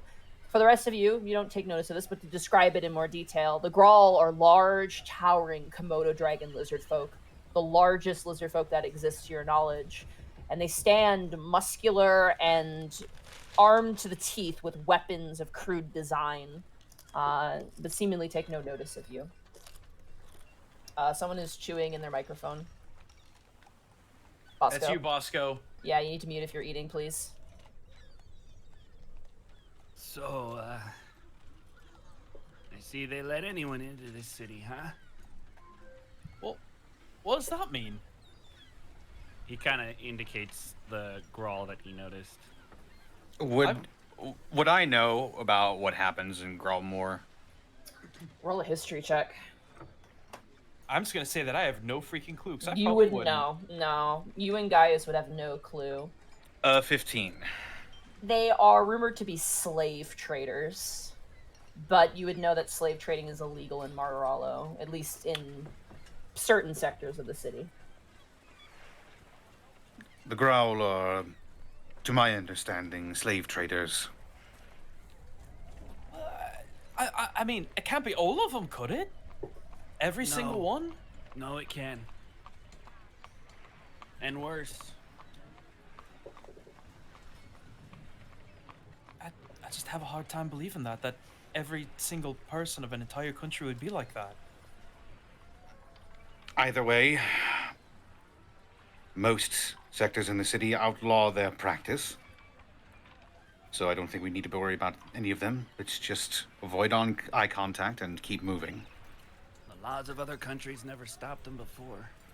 Gaius is not paying attention to any of this. He's actually enthralled by all the satyrs off in the distance. He like waves at him, but then like kind of like just keeps pace with you guys, not paying attention. They're kind of weirded out. You're waving at them. They're like, I don't know, kind of waving back awkwardly. Well, they don't want to break the law here. Hey, Monty, Yes. are there any clothing stores? Not here, no. It depends on which path you take, which I was going to ask. You guys currently entered in through the Figurehead Gate in the Blue Top sector. You could either head west into the Moonstone Alley, or you could head south and head through the trade port to the Ocean's Pinnacle. Which one has trade, clothing? Let's say Tradeport sounds interesting. The Moonstone Alley, to your knowledge, is where most practitioners of magic, it's basically where like the high quality goods are sold. Things like nice clothing, jewelry, magical components, gemstones, etc., etc., etc. The trade port is essentially your large multi-purpose both shopping and selling area. It is where all the trade happens in Martiralo. It is very large and very chaotic, but generally has kind of everything except for the aforementioned magical goods and trades and whatnot that is usually sequestered in the Moonstone Alley section of the city. So it's either nice place or crazy land. Does Kai look like he's looking for something specifically? No, he does not. Okay. I vote we go nice place instead of crazy land. I like the nice. Okay. You guys head to Moonstone Alley. As you begin to walk, eventually the blue tops of these, which seems to be more of a residential area of stone buildings housed with blue tiled roofs, which is very unique to Martiralo. You eventually make your way through one of the gates into the Moonstone Alley, a very beautifully decorated cobblestone promenade that leads into lengthy streets with probably 3 leveled houses with similarly curtains and running kind of through the different houses with balconies with all manner of things hanging from them. There are many ivy vines that kind of trail up the buildings here as you make your way, and there seems to be a sort of smell in the air, a pungent, arcane odor, sweet yet smoky in flavor. You see various shops, quill shops, book shops, magical component shop, parchment for all your parchment needs. You see individuals discussing philosophy on the streets and various full-on wizards of varying degrees, from your wide-brimmed, tall Gandalf hats to your more down-to-earth individuals with long travel robes and backpacks and scrolls stuffed in their pockets, kind of moving about in a hurried state. Money. It is, yes. While we're walking down these roads, would there happen to be any real estate for sale? You do not see any real estate for sale, no, unfortunately. This place seems to be quite packed with buildings. None of them seem to be vacant to your knowledge. Okay. Guys, we'll remember this. Very well. As you guys make your way through the Moonstone Alley, the difference between it and the Ocean's Pinnacle begins in 2 ways. First is the shift in incline, as the Ocean's Pinnacle does begin to curve upwards towards the peak of this rock shelf. And also the buildings. There are noblemen's houses, cabins, and lodgings of beautiful carved white stone, almost carved from the earth itself. You see large windowed buildings with perfect ocean views and vistas and gardens of beautiful exotic flowers. The road smooths out into square cobblestones, and you can see gold-trimmed wagons making their way through the promenade with individuals inside hidden behind shadowed curtains. You see gentlemen and ladies in high-quality wear currently going out for strolls with small dogs that serve probably not very much of a purpose. And you then see 3 buildings that make up the most prominent buildings, which Otho and Kai, you know to be 3 homes to 3 ocean lords that reside in Martiralo proper. The first house is a, I'm gonna just say it, aggressively British. Hell yeah. I say. Yeah. I dare say It that, is- young Jolly chap. oh, indeed. It is a aggressively British, very large home with gutters and tiled roofs of almost like every green shade under the sea. The walls are sort of an aged stone with sort of a reddish hint to them, with a similar ivy growing out of certain places, but trimmed just right to look almost natural, but not enough to hide the beauty of the building. There are well-kept gardens, and it's a rather quaint estate. You would know this to be the estate of Gusbrund Tipperbottom, the Ocean Lord. Tool. I'll have to ask my English friends about that place. The next house is a very nice yet more kept of an appearance. A building of sort of dark hewn stone, not like dark black as in but like a darker stone. Contrasted with its kind of royal purple roof. It is a two-storied building with large windows that are evenly set throughout and a large set of double doors in the front with a series of steps that run up. There is a large garden area with a lot of open space, a fountain off to the side with bubbling and gurgling water. You also note that there is a flag hanging above the door, which flies the colors of Brutus Valentinius. Would you say this particular building is like more gothic in style? Or... I was about to ask. But not in like a creepy way, you know what I mean? Like it's no, it's but not like like gothic a architecture. Actual Gothic. Yeah. Probably- Gothic doesn't have to be creepy. yeah, it's like a gothic architecture, but like the windows aren't extra, if that makes sense. You know what I mean? They're like Gotcha. simple windows. Okay. Yeah. Gotcha. It's very pretty. The garden in particular is very nicely kept, and the fountain appears to be topped with what appears to be like a large fish that's just spraying out water. Do all fish do Just that? vomiting. Yeah, it's just vomiting out water. Guy is just awestruck. Just when does it stop? The last house, which is actually at the peak, it is the peakmost house, is a very square, white painted wooden home, which you haven't seen that many wooden homes coming through. The most wood you've seen are repurposed boats. This one is clearly built out of wood, and it's the only house you've seen made out of purely wood. It is a white painted house with a soft, gentle ocean blue roof. It similarly has a large fountain leading up to a courtyard, which opens up into the estate's front. The front has what appears to be a bunch of cut hedges that kind of allow. It's almost like a, when you drive in, it's like a looping parking lot. It's kind of like that. You can see where wagons can come in up to the front and then come around from where they came from.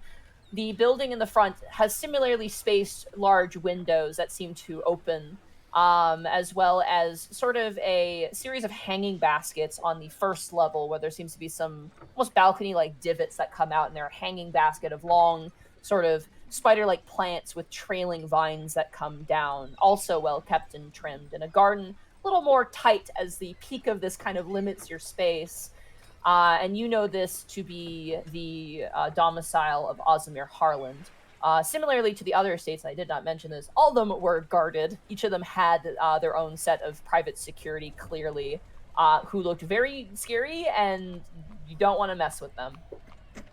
And similar to the others, this estate of Ozimir Harland has 2 land guards who similarly are decked out in the similar armor that you saw the gate guards wearing, with the very beautiful long swords and the tower shields that they currently have rested at their sides. I mean, do we go up and knock or ask for an audience? Or Otho, how do we do this? Otho's sort of lost. He's got tears welling in his eyes as he looks around. He's clutching over his heart. Otho, you alright? By my soul. A year and a half feels like a lifetime. I'm home. I'm finally home. Wait, you mean like home? Like this is your home? He sniffles and he nods. Though I've been effectively dead for a year and a half. I don't know how things have changed. We should come here, do our duty, and then we'll get the rest of that sorted afterward. looks over to Kai. Kai is stone-faced right now. He's got poker face. Slowly turns back then. All right, so I will say this, Milo. This is the first time you've seen Otho get emotional, and Kai hasn't comforted him. Yeah. So if this is your home, how do we get in? That house over there belongs to Oslamir Harland. We can find out where he is from the guards there. Should you take point then? I believe so. All right. Miles just gonna follow you very cautiously. Yeah. You guys all approach. Mm-hmm. I imagine it's like 4 people all awkwardly sauntering up. and Shuffling just, forward. Like, skips in, like, hey, how's it going? As your motley crew approaches, the guards exchange a quick glance, and then one of them kind of steps forward and goes, "Halt! Stops. You stand upon the homestead of Ocean Lord Oslamir Harland. Turn back." We have business with the Ocean Lord. Do you know where we might be able to find him? I would like everyone to roll a charisma check, please, as a group check. Boy, I'm kind of good at that. Do I get advantage because of my background? 11. Darn. Good. Nope, not for 7. this. Also 11. Apparently we're the same person today. Yeah. Come on, Connor. Again, please it's a save us. charisma roll, so I'm Natural not... 20. Nice. Let's fucking go! Nice. There we go. Perfectly Anybody balanced, as all who things should rolled- be. Anyone who rolled above a 10 is a success, so good Oh. shit, guys. Let's I'm the go. ugliest motherfucker here. You are an odd be duck. fair. You're also, you know, You have a big Listen. axe. you have a giant axe, and you are, you know, you're wearing You're swole bandages. as You're not fuck. exactly wearing clothing. The guard kind of looks you over, and he kind of, for a moment, your seriousness kind of catches him, and while the rest of you all are kind of motley, he does kind of read your faces, and he kind of turns back to you and goes, "And what business is this?" We have a missive for him that we were instructed to deliver by hand. Also, see it? pardon our appearance. We have just spent the last couple of weeks traveling, and as you've probably noticed, the weather has not been terribly kind to us. I've killed ogres. He kind of looks towards you and looks at you and goes, "We thank you for your service against our common enemy." Yeah. Yes. It was a rather bumpy road, one might be able to say.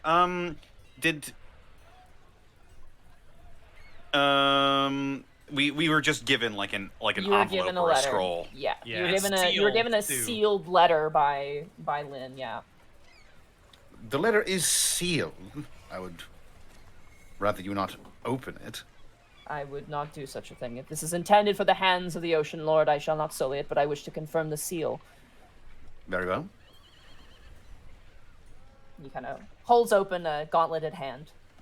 I hand him the missive.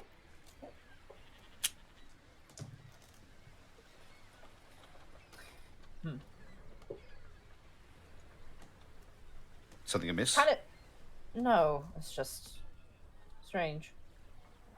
Strange how? Not seen this seal for some time. Osmir Harland is in his office. I will escort you to a waiting area and notify him of your arrival. Follow me. Thank you very much, good sir. And with Come on, respect to your gentlemen. motley crew, do not touch anything, please. No Yes, problem of here. course. Gaius bites his bottom lip. I begrudgingly accept this. You better. He kind of gives a bit of a cheeky smile towards you. I'm gonna touch all the things. I can't leave fingerprints. I'm gonna lick Here we all go. the doorknobs. You can't catch me. Nefene I'll be just runs climbing into the walls house. within a You can't week. catch me! Gaius is scaling the walls like a fucking actual goat. The guards have a broom. They just poke you. How does he stand at a 45-degree angle like that? As the doors open, this is a very nice house. The floors are marble, and the walls are wood as well, framed with large paintings of ocean views, sunsets, and various ship schematics that have been framed and placed on the walls. There are various knickknacks, would be a bit of an understatement. They are heirlooms and what's the word? Not artifacts, antiques. Antiques, yeah. Yes, antiques of ships and bottles, as well as small skeletons of rare fish of some kind, kind of set in display cases. Doors split off into various areas, and as you pass by, you can see there's a large kitchen currently being manned by 3 maidservants at the moment, seemingly cooking a meal at the moment. On their right across the hall is a very large dining room set to be able to set about 12 individuals with large windows that look out to the courtyard of which you entered. As you continue down, various doors are closed. What's within is hidden from your view. But eventually you are brought into a waiting chamber that has a couple of couches and a center space, decanters of water and cups. And the guard kind of walks inside and goes, "You may sit here while you wait. We ask that you do not leave." Of course. Do so. The guard walks over to a door on the other side of the hallway door, and makes his way over, knocks, and enters. You can hear 2 voices talking inside, and they're quickly silenced as the door gently closes behind him. The wall behind you has what appears to be a large, almost, honestly, Eascan, it would stand out to you. It appears to be a ocean charter, detailing specific islands and specific rock formations in the Southern Ocean specifically. Eastgun's got papers out. He's taking notes. Yeah, it's unfortunately nothing really useful, you don't think, but it is very interesting, and I will keep that knowledge in mind if for future checks that you have some potential information. Now, again, this is a charter. It's not 100% guaranteed. It's more like something someone noted down upon a time. Sure. Across from this wall is a large window where you just see ocean.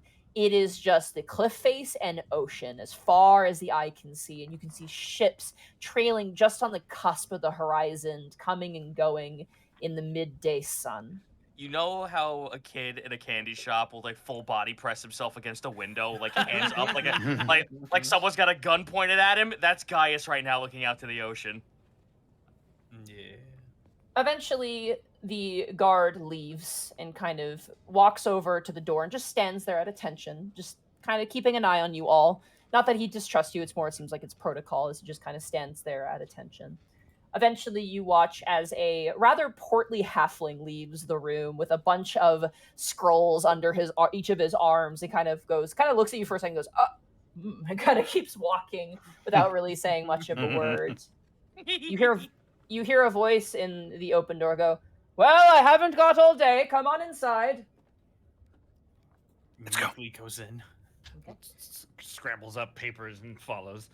As you guys enter inside, you see a lavish chamber with red velvet carpeting, kind of squared around a stone, sort of like tiled stone floor of mosaic colors. On the left side of the wall is a fireplace, currently unlit, as it is quite warm already, on top of which appears to be various different, more trophies and things like that, small statues of probably of some manner of importance. Placed in the center of the room is a massive mahogany desk of carved, beautiful wood with a almost gold trim in the inlay.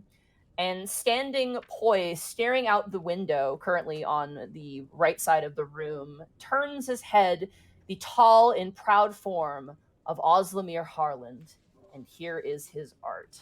Ooh. Let's go. Oh, shit. Boop. There you Oh, go. Oh, shit. Look at Captain, that boy. Captain, my captain. Well, You see a silver-haired man with a fine goatee and mustache, a monocle pressed against one of his eyes, large cravat and admiral jacket, currently running a full length. He has a cane at his side with a dragon head currently perched at it. And on his shoulder, currently tail flicking like a curious cat, sits a bright red pseudo-dragon that stares attentively at the both of you. He kind of walks over to the desk and stands, placing a gloved hand on top. And he turns to you all and goes, My God told me I would be expecting a motley crew, but I must say that this sort of ensemble is rather unexpected. To what do I owe the Turns to the pleasure of camera. meeting you? Turns to the camera. Roll credits. Monty, I have a Lawmaster. quick question. This is a separate room than the room we were just in, right? Yes, it is. Did he invite us in? He did, yeah. He called you to enter, Okay. and you guys all read Okay. it. Can Kai wait in the waiting room while they talk? If you wait, the guard actually shoos you to go in. He's like, go in. Oh, gosh darn it. All right. Yeah. You know, all right. The guard also enters the room, closing the door behind him, so he's also present in the room at the moment. Then Kai's going to stand with the guard. Okay, you stand with the guard. Aasimir Thank you for Harlan your- kind of... Go ahead, sorry. Thank you for your time, Lawmaster. I know you have quite the busy schedule. I do not mind. Some young souls walking into my office is rather curious. Let me get right to it then. We bring a missive from a benefactor of ours, I guess you could say. And Benefactor. he'll slide forward the note to Oslamir Harland. He takes the note and lifts up and looks at the seal, and you see his face kind of go from that sort of pleasure, like, hello, nice to meet you, to a rather interesting expression. The eyes kind of curve down, and you can see his head tilt back as he sees it. And he looks back up to all of you, and he looks back down. And he goes, perhaps I have lost a bit of my humor in my age, but someone has entrusted you with this to bring it to me. Quietly Yes. nods. The guard kind of turns and goes, Ocean Lord, is there a problem? Aasimir raises a hand. He goes, you may leave, Theodore. But, sir, you may leave. And the guard kind of nods and turns and leaves and closes the door behind him. Hi, Teddy. I must say I'm surprised. I've seen many a thing in my time, but I've never had the dead send me a letter. It's been a rather interesting couple of months, to say the least, for all of us. I must ask, simply not because I doubt you, but more to ready myself for what I intend to do here. This is no forgery, is it? Absolutely not. No. I can say with complete confidence that this is not a forgery. He kind of goes over to his desk and sits down. And as he does, the pseudo-dragon on his shoulders kind of steps off. And you didn't notice before, but there's like a little like circular bed on the table. And it kind of sits there, crosses its kind of legs, and kind of looks back. You watch as he opens the letter. And he pulls it out, places the envelope, and begins to read. And at first, he seems like doubtful. And then you see his face kind of go a little bit stony as he reads the letter, and he strokes his chin. And then he kind of cocks his head, and his eyes narrow slightly. He looks up towards all of you and goes, you are patrons of the late Lady Oluthander. We are, sir. What was that name again? Oluthander. We didn't hear that name before, did we? Nope. Lady Nope. Oluthander. Lady Oluthander.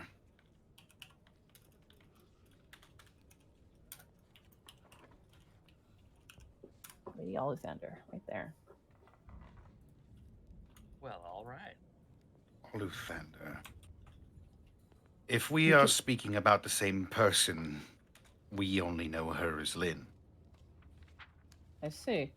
He kind of turns back to the letter and keeps reading. There's like stone cold silence as you're all standing there awkwardly in this room as Osimir Harlan continues to read this letter, and his face changes from curiosity to almost at times like a sort of not so much disgust, but like a oh kind of look.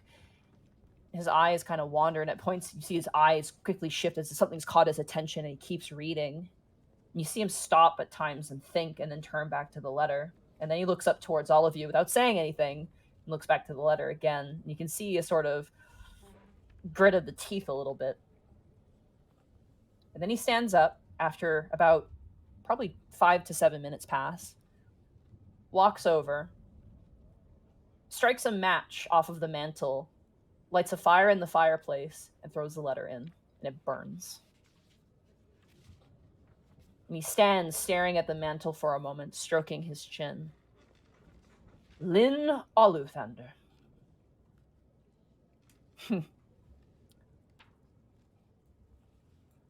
I'm surprised she has not been taken by rage, given this unique situation, of which she has detailed in her letter.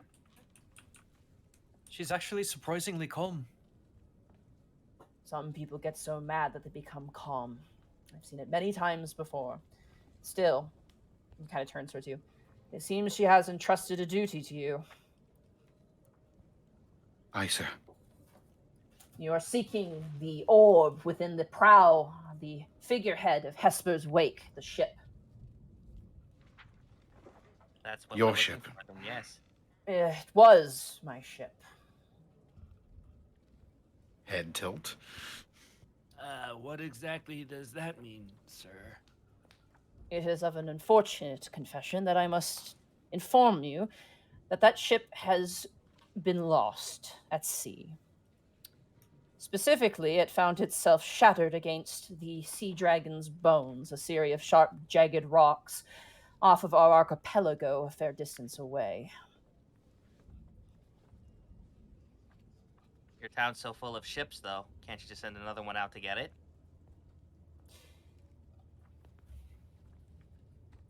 He sits down, and you can see his, he's thinking at the moment.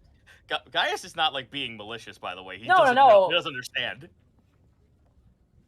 How I wish it were that simple. I'd have this matter solved very quickly.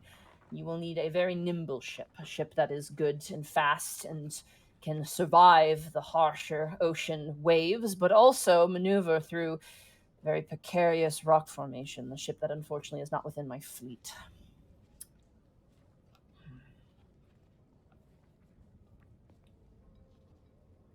Lady Oluthander is a very good friend of mine, and she claimed in her letter that she can bring Easonvale back to what it once was.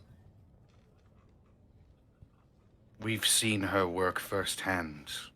I do not doubt her. I would never doubt that woman. She carries herself very much on her sleeve. Can I make an insight into just how much history they have? Sure, go ahead. I do not have advantage on this. No. But that is still a 13.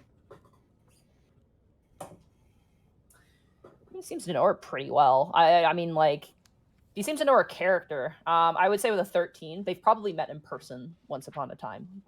That is at least what you get. Seems like it might be a bit more than that, just based off of my regular human Connor perception. But Sure. My Connor vision is tingling. My Connor vision. Roll for Connor. You are determined to see this through. We are. We've already come this far. Aye, a job. We owe her. We owe Lady Oluthander a great deal.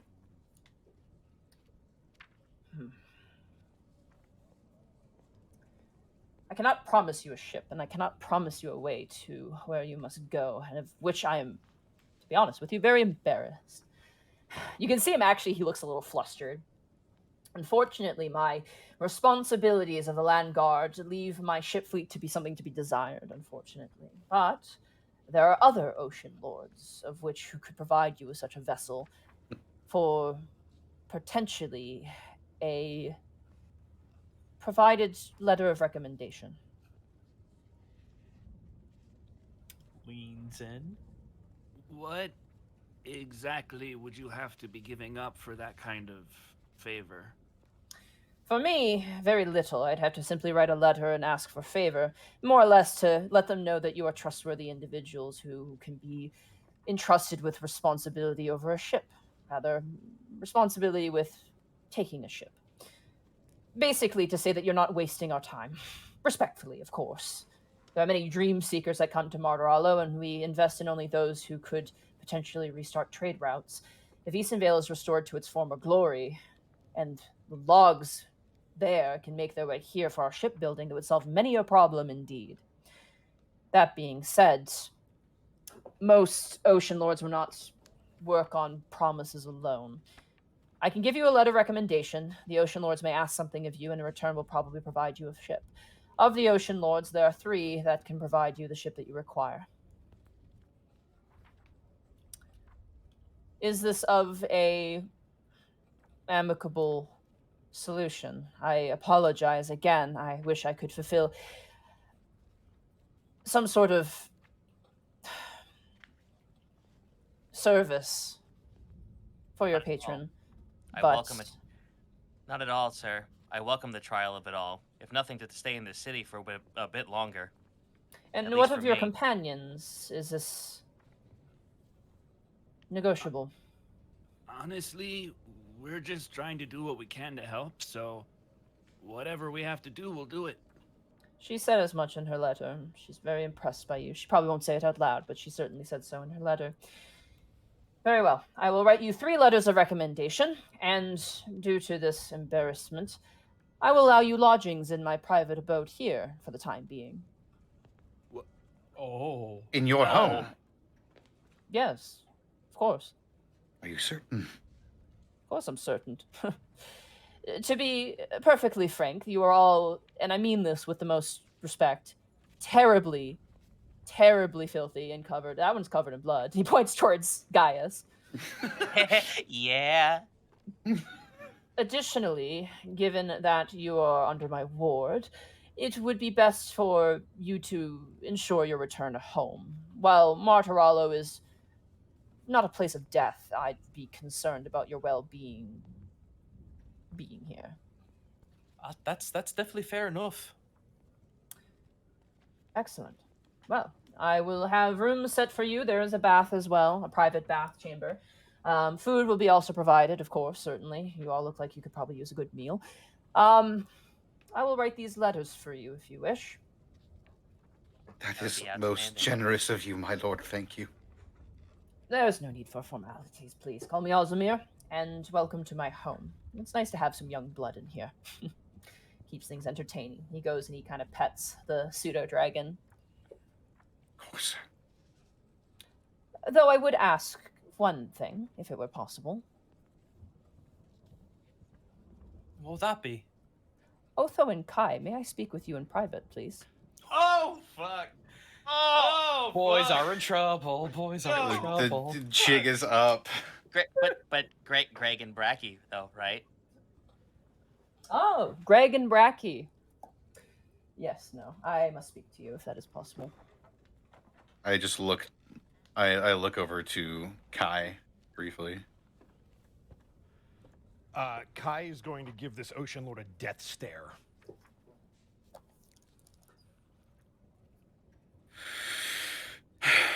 Otho, reaches down towards his, hair that he's had in his face this entire time and is matted down over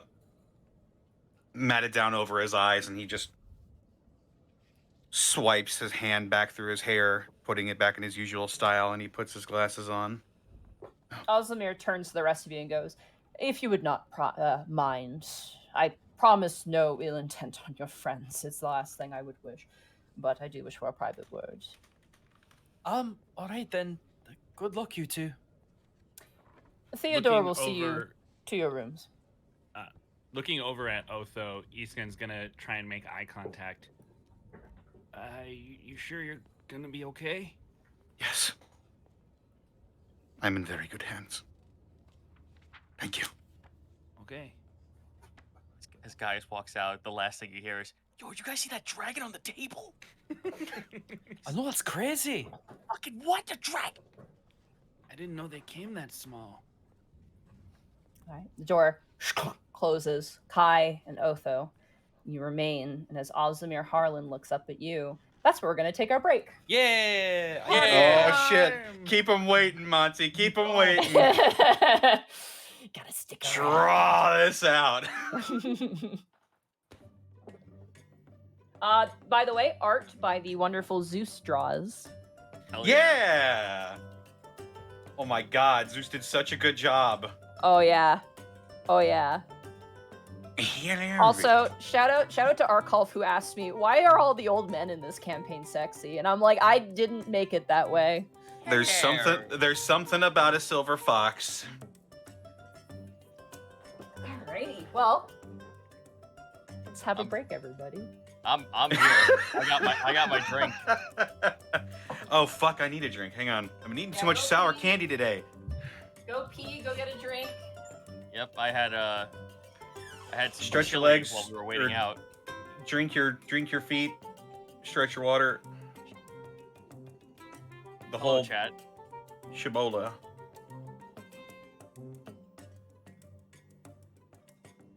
Hello, chat. I am full of steak and chili and water. How are you?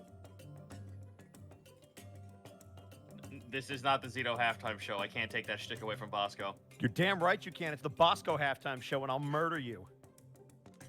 Just In like I Minecraft. ended In Mark's Minecraft. career. In Minecraft.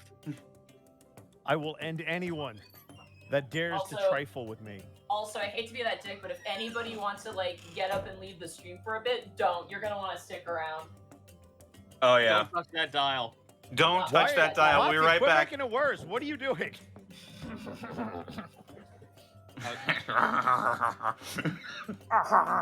Ivan Tower. Croissant. Fucking oh, je suis. How does it feel to be the cult of Gaius covered in blood? I don't know. Are you saying I gotta sacrifice someone? Who goes first? Wait, does that mean I have to sacrifice Otho because he's the oldest? Fuck. Well, had a good run. Yep. We'll take Sorry. that. It's all right. Yep. We'll turn you into a demon. Oh man, careful with those choices of words. Anyway. How you doing, chat? For those of you that are confused, my audio should be fixed. I saw some of you at the beginning worrying about me being quiet. I shouldn't be quiet anymore. So it's called a volume dial. You should use it. Okay, so I've been having I don't know who here has played FF11, but I've been playing some Nobody. Sylvina. Nobody. If you have, don't admit to it. Just forget it. We'll forgive Hey, you. shut it up. happens. Man. 11 and Fuck 12. me, I Listen, guess. it goes 7, 9, 10, 14. It's just there's numbers have meaning. What the fuck is Anyway, 13? Zeta, Never you're heard of playing it. 11. Please continue. No, it's fine. I literally ended my subscription ended at getting up to Selbina at like what, level 25 when you just get Red Mage. And Oh wow. the town the theme is literally just a fucking it's a town made up from a fucking shipwrecked galleon, and the song that plays kicks ass. I've been playing that this whole time. Apparently, they're still updating 11. Yes, they Yeah. are. I just posted the YouTube link in the chat. That's the song I've been crazy, listening man. to, and it fucking I bet all rules. 10 people are very excited about that. There's actually a lot of people who play it still. It's really surprising. Fuck off, Bosco. 12 was fun. We said Listen, 12. Lucky Snowy, you're allowed to be wrong. That is your right. I'm sorry, but 12 was also the one where John DiMaggio was Gilgamesh, and that was the best one ever. Did you just say that 12 was the best Final Fantasy ever? No, not the best Final Fantasy, the best Gilgamesh performance. Oh, okay. I was like, you know, we had No, we no, agreed no, on no. Sonic. You The can't best- do the this best to me. performance I of like you Gilgamesh, as a dude. person. Yo, shout out to all my Crystal Chronicle homies. Let's yeah. If you like Crystal Chronicles, you're a real one, and I respect you. Does he mean Greg? Well, it wasn't Greg in 12. There's like 2 people that are like, yeah, Crystal Chronicles, and I'm like, ugh. You did this to yourself, Monty.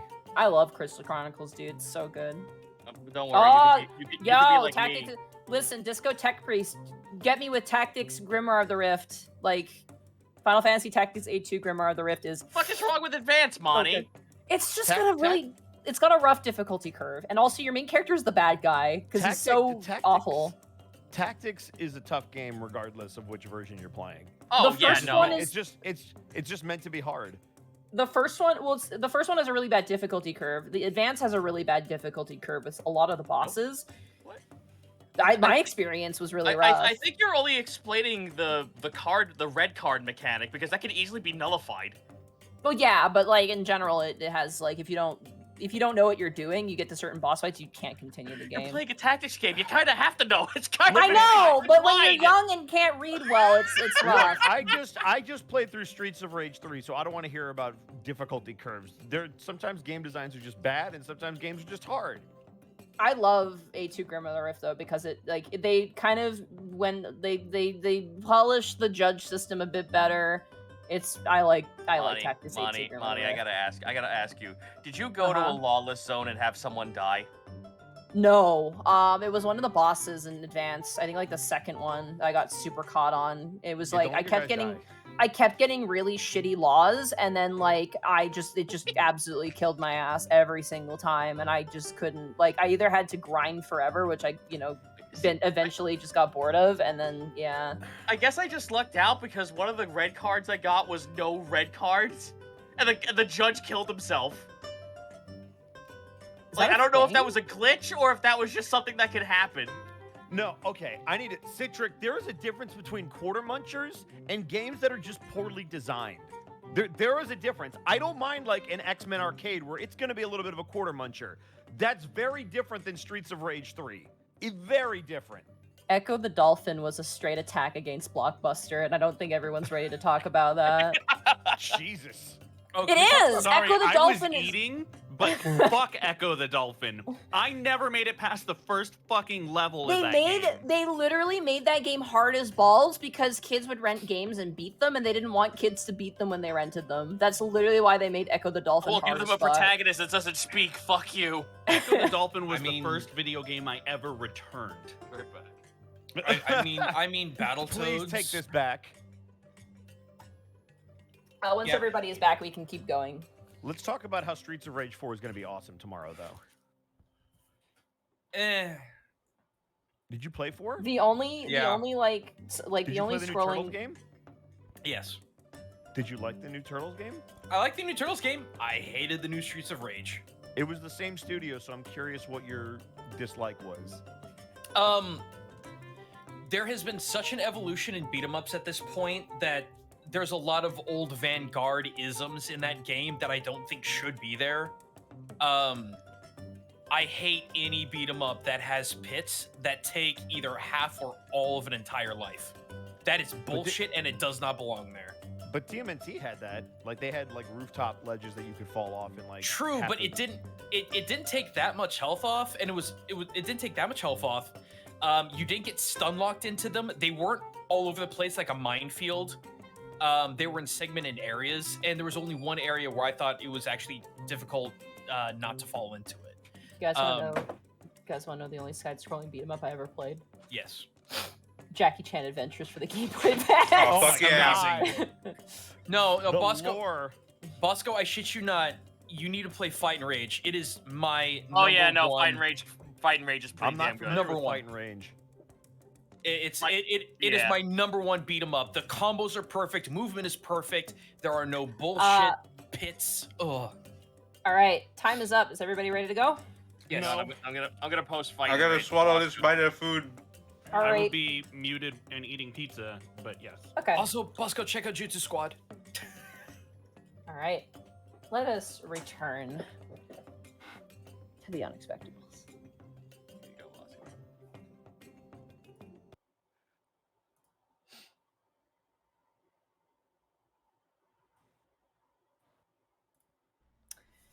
Otho and Kai, as you sit in the office of Ocean Lord Oslamir Harland, he stands up from his seat, just kind of idly. Or actually, no, he was already standing. So he just walks over to the desk and puts down, and you notice his cane. He puts down his cane very firmly and rests a hand on the side of his desk. And he turns to both of you and goes, "So tell me, how is it that the sons of Brutus Valentinius return to Martiralo and come in such a manner?"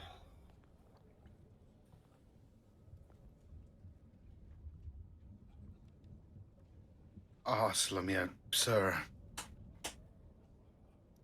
He looks towards his pseudo-dragon. "Winterwit spotted you at the front gates." And the pseudo-dragon kind of turns and goes, "Yes, of course I did." And kind of leans its head back down, back to rest. Ozmir turns back to you, goes, "I must say your use of fake names is to be at least nodded to, but you must understand that such disguises would not work upon the eyes of the Ocean Lords in this city." Yes, I had a feeling. Is your Certainly father couldn't keep any aware? secrets. Is your father aware of your return? He looks at you very seriously. No. Ah, well, this is going to make things very interesting now, isn't it? I had assumed he was on duty out at He sea, is. like he usually is. There's more than one man in a crew.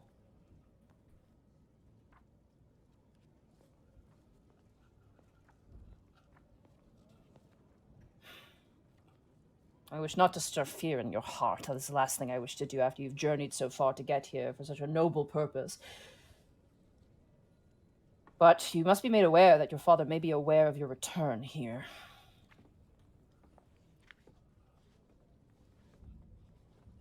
He knows. You will How? know. His men will find out. There are eyes all over the city. Or has he not taught you that much?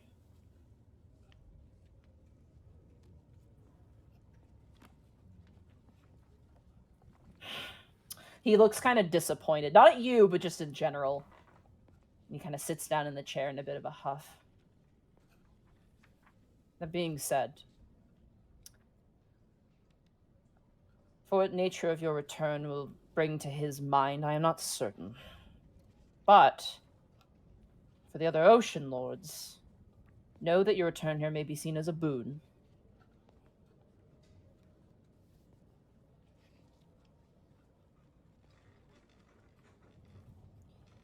Ostamir Holland, sir.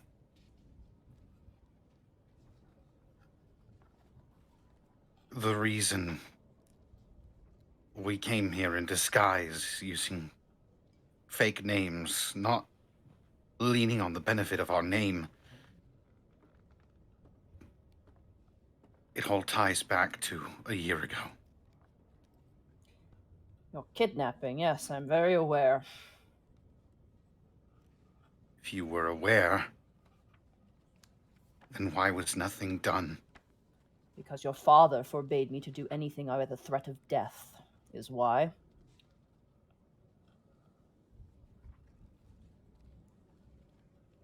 He said the matter was his and his alone.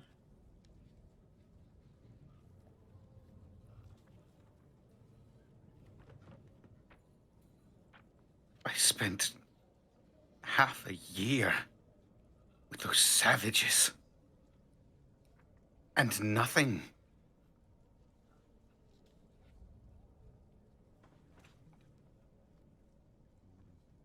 Why?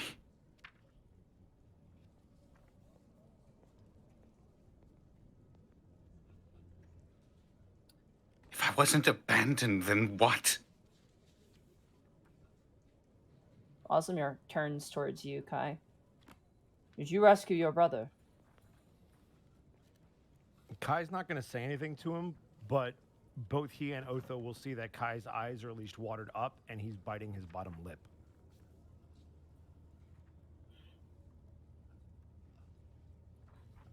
That man has no right to call himself a father.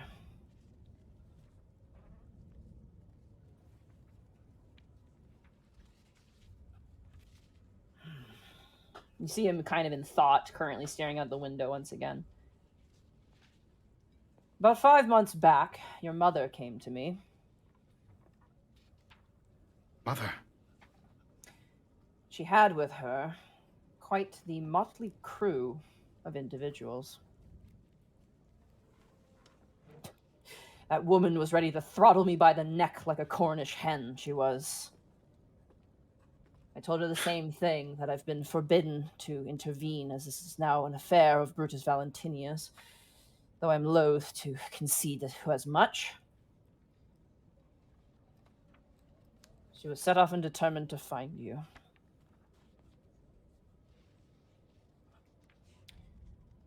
But it is to my knowledge that your father forbade her in a similar way. Though, he kind of raises up his glance and kind of looks around. I cannot see your father killing her by any means. To be honest with you, My father would not kill her. My father loved her. My father loves us, sir. I think he does. He kind of looks towards you, Kai. I know he does.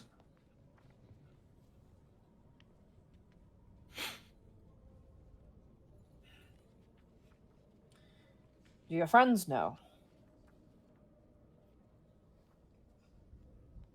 No. You should tell them. Yes. Your situation is unique. And your father will know. And many others are going to know. So I'm going to impart with you this advice. Do not sneak. If you sneak in this way, it means that you are doing something wrong. And you are not. But we don't know who we can trust.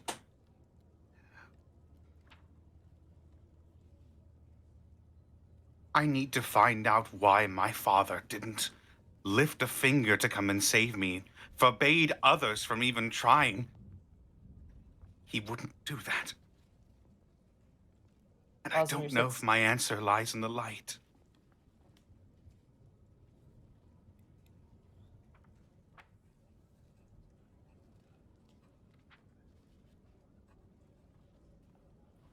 I don't know how much your father has told you about his machinations. It is not my business to do so, and nor shall I. Know this, though. Your being alive and your being safe is beneficial now to many individuals here. So you may not find yourself among many enemies, as you may think. You're certainly not going to be in this house. I think I owe your mother at least that much. You can see he's got like 1,000-yard stare. He's like, never get between a woman and her child. It is scary. Mother, where is she now? I do not know. She is hiding from the eyes of your father. She is also inadvertently hidden from the eyes of me, despite her appearance and... Oh, what is the word I am looking for? Cornering of myself. She was traveling with 3 individuals, a dwarvish woman of hearty disposition, a rather squirrely wizard man, and the butcher of all people. Yes, I heard as much. Do you know who the butcher is? I've only heard that he was looking for me and my brother 9 months ago. Indeed. The red dragonborn fellow. Indeed, he is also your father's most hated enemy. And he is now working for your mother.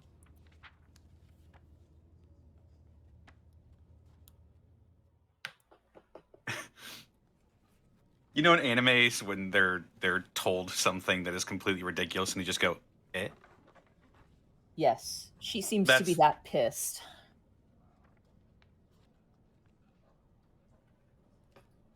Father's enemies are all pirates.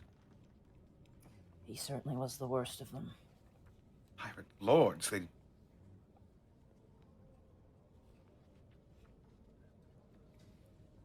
Why? Oh, Mother. Trust me, she's safe. If that woman can marry Brutus Valentinius and come out on top, then that woman will be fine. A dragon would be rightfully, and pardon my tongue, fucked if it were to cross her side.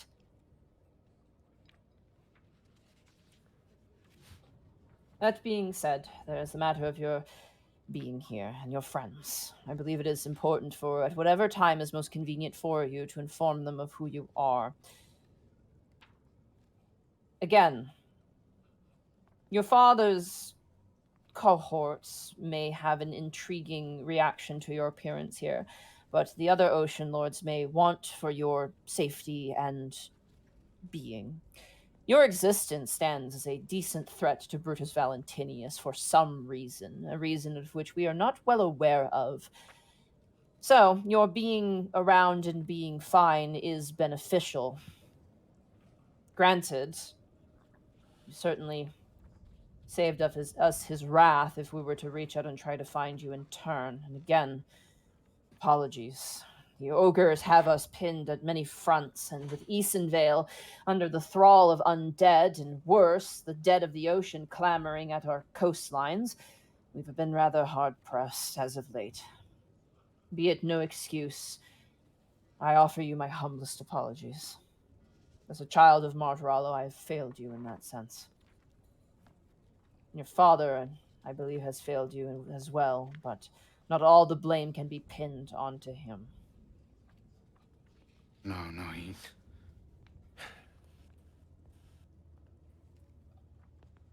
he wouldn't. There's no reason There must be a reason. There must be a reason. Reasons aside, you watch as Ozimir sits down and begins to write. I am going to give you a letter for 3 Ocean Lords. These letters will act as an introduction for use of a sloop or a fast vessel that can harden the oceans and take you to the Sea Dragon's bones. This may also act as a means of conversation. Be it from me to be hesitant in this. You have an ally in me now that you've managed to make your way here. A meeting of which has not been interrupted by your father, despite how much his wrath he believes can reach every corner of Martorallo. That being said, additional friends are always welcome.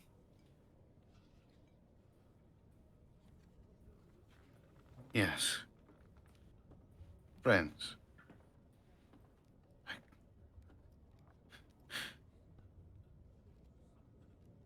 Kai. Kai will kind of look up. You're a good brother. He looks back down and writes in his letters.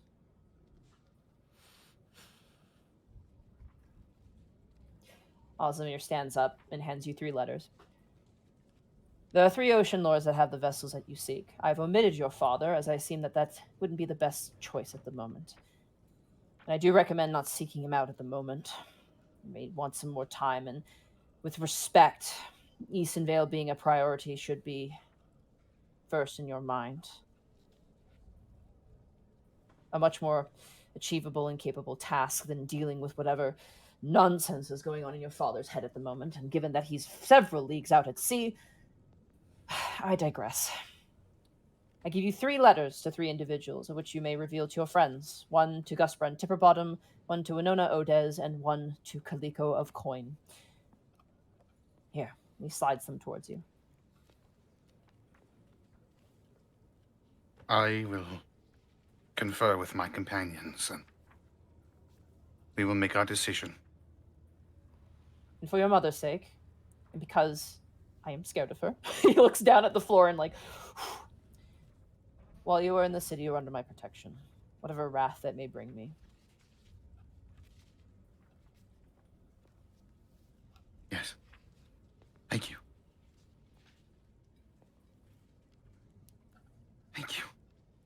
You're going to be fine.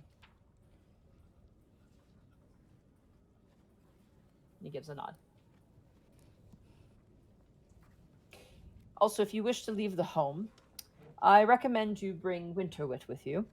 They are well versed in directions in the city. You would entrust us with your apologies. I familiar. never quite. They are my familiar. Yes. Is that all right? I wouldn't want to be imposed. Well, he saw you at the gates, didn't he? He goes about his business as he pleases. And you watch as he kind of strokes the pseudo-dragon, and the pseudo-dragon kind of turns and goes, "This land is interesting. I like looking around." I see.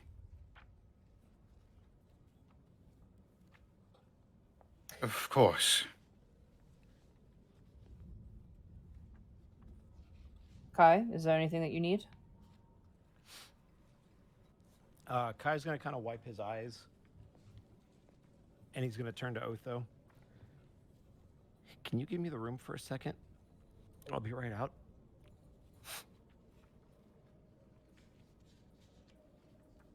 Of course. Thanks. I'll gather up the letters and I'll stuff them into my jacket pocket and I'll bow to Aslamir. He kind of gives you a very curt bow back. And he'll leave the room. Door closes. And then he'll slip to the wall so he can still hear what's going on. Kai will not be quiet, so I'm more than willing to give you all of this if you want it. It's up to Monty, though. I'll allow it. Okay. Kai is going to put his hands on Aslamir's desk, and he's going to look him right in the eye. Eyes, plural. I know you think you're trying to help, and I'm sure there's a part of you that thinks all the nice words you said are helpful. But all of you Ocean Lords are exactly the same. Because you said it yourself, we're a boon to all of you. We're just pawns to use against Brutus. So I appreciate everything you're going to do for Otho. But if you see Brutus or if you see our mother, I want you to give them both the exact same message. That if they get anywhere near Otho, so help me God, I will deal with them personally. They've done more than enough harm to him, and it's over. They're both useless for different reasons. I don't care how bad one or the other are. Is that clear? Ozamir steps up from the desk, walks over to you, and he places a hand on the back of your head. Kai's going to try to push it away. Don't. Please, don't. He kind of leans down and looks at you. It's not your fault.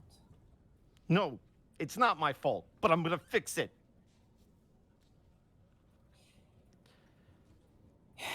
You don't have to fix it alone. Just tell them, all right? I'll consider your words. That's not a yes, but fine. If you're going to send that dragon with us, just keep it with Otho, because I have spent weeks not saying a damn word and talking in this stupid accent, and he spotted me at the damn gate. Ugh! I'm just done. So you have a great rest of your day. And Kai's just going to start to walk out. You watch as you leave and close the door, you can see him slowly sitting down in his seat.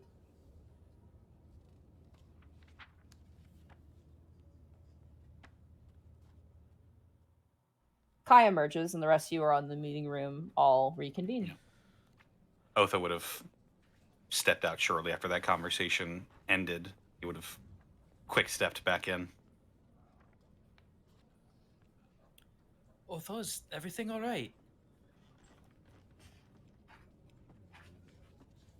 I don't know.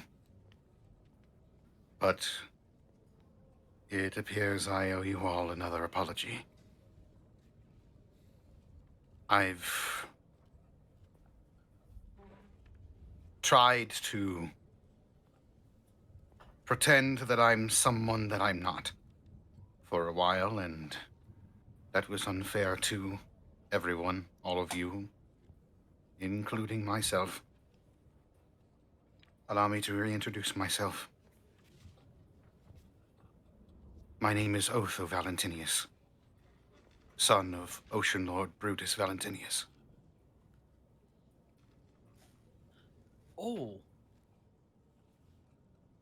Gaius like see. hesitantly like stops himself just before he's about to wave. Like, oh wait, no, that's not needed.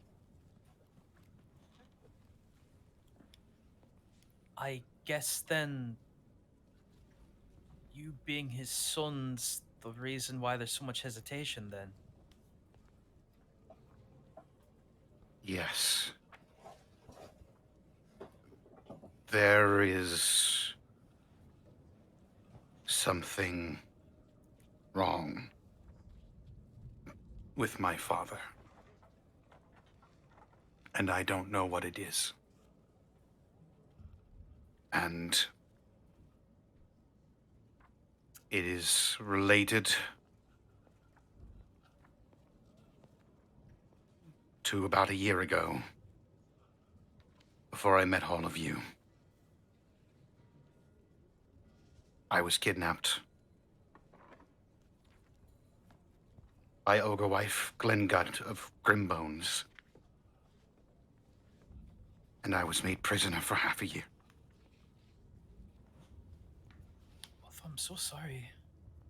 The things I was made to suffer and witness, I will not repeat at this time because I'm not strong enough to recount those memories at the moment, but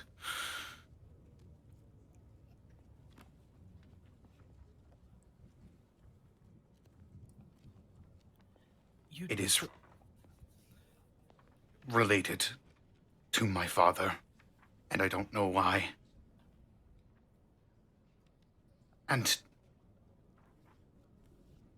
every god is my witness. If they're listening, I'm going to find out.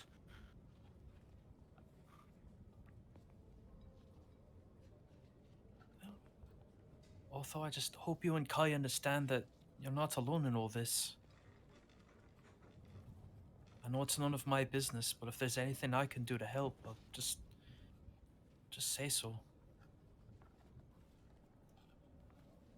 Thank you, Mr. Brightbeam. I've come to realize what good companions you are over these past, well, I guess, past year that I've known you.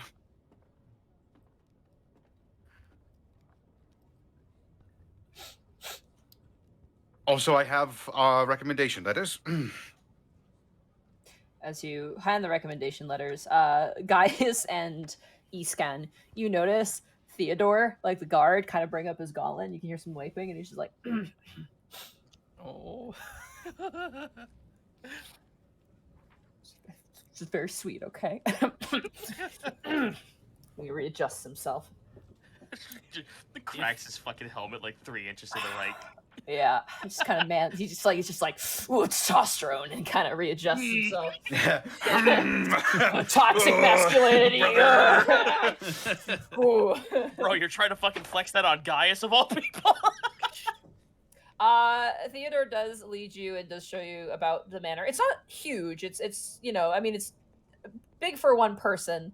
The guest bedrooms are lavish with down beds and thick comforters and goose feather pillows and banisters with curtains of silk over top. Bedside tables with fruit bowls and paintings and all manner of embellishments. But you are brought to the dining chambers that was mentioned previously across from the kitchen. You're provided refreshments and food. And you are given a meeting space to discuss what you would like to do next. As yes, Otho, you have 3 letters in your hand, each for 3 different ocean Admiral Gusbrand Tipperbottom, Winona Odez, and what was the last one? The last one was Kaliko of Coin. Kaliko of the Coin Beaches. Clinko Coin tends to be the most common moniker. Yes, but so much cooler when there's a beach full of them. Full of coins. Beach full of coins. Well, So, Also, yes. additionally, I forgot to mention this, and this is my fault. You can visit each Fuck. one and determine who you would like to work for. So you're not tied Oh. to choosing. So just keep that in mind. as I was going to say, although you and Kai, I suppose, would have the best understanding of who might be the best one to go to, so I 100% trust your judgment. That particular purview might fall onto me. Actually, my brother occupied himself in other ways. I mingled with the courts and the upper management of Martirallo. I look over at Kai briefly. Kai has once again gone back to that poker face, and he's just got his head lowered and is just sitting in a chair while you guys discuss.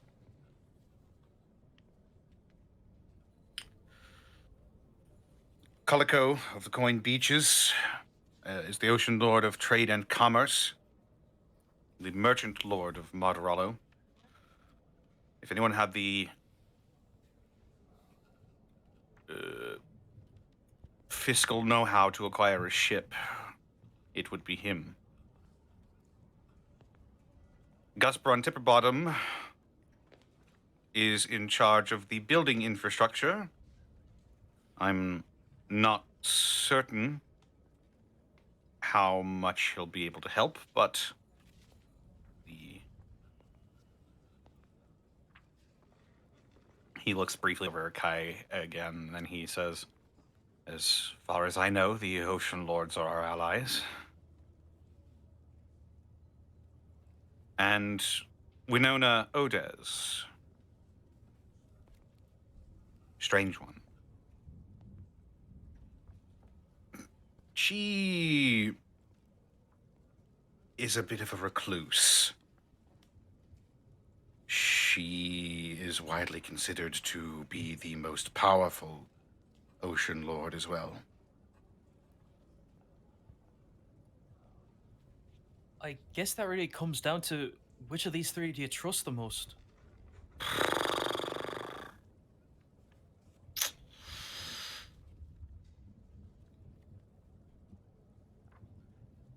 I have thoughts. Go ahead, Mr. Agni. Well, considering that your second option is one who is all about structure, I for one believe that knowing the ins and outs of a vessel such as this that we're looking for is probably going to be well worth more its weight in gold than actual money can buy anything. However, I would be lying if I didn't say that this Winona having some sort of power over others, especially these ocean lords, is not something I'd be interested in checking out. Oh, must have not come across in my words. No, she is the most physically powerful of the Ocean Lords. And now Well, I want to know even more. Not exactly physically. She is a sorceress. She commands lightning and wind. And she's even said to be able to change the weather. And Don't in a threaten- naval city like this, you can see why that might be considered a great boon. Otho, don't threaten me with a good time.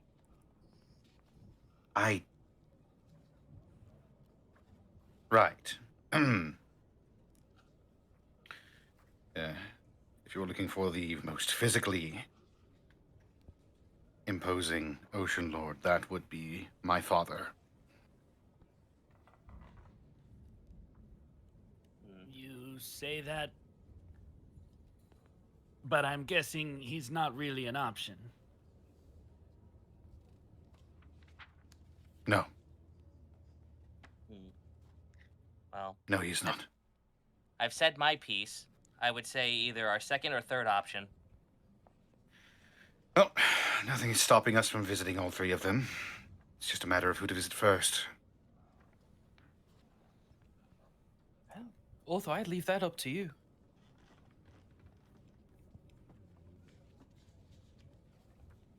if I can just...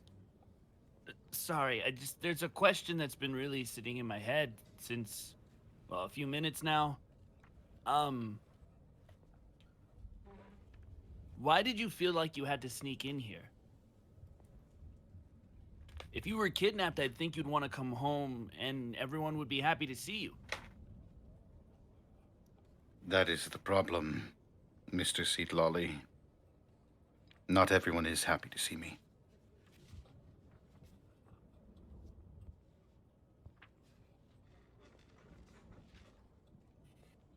There is a reason why my father did not come rescue me 6 months ago, or I suppose a year and a half ago.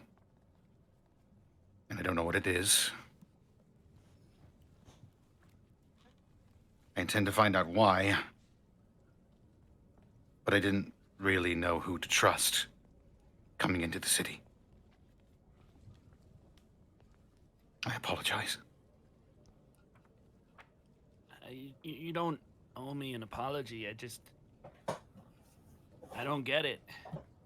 I mean, I get family problems. I have quite a few of my own, but I know they're probably looking for me. So I just don't get... I don't know. Maybe I'm just as confused as you. Sorry. As far as the Ocean Lords, I think the one in charge of merchants probably would have the best ships, right? Potentially. Colico is the Lord of Commerce, Merchant Lord of Moderallo. We actually, Mr. Tenno, I believe, worked for Colico, the man we escorted in here. Oh. Well, I mean, for a city of this size to be the merchant capital of basically this half of the continent, I think he's probably our best bet. Mm-hmm. It is not an easy thing to achieve, and I agree with you.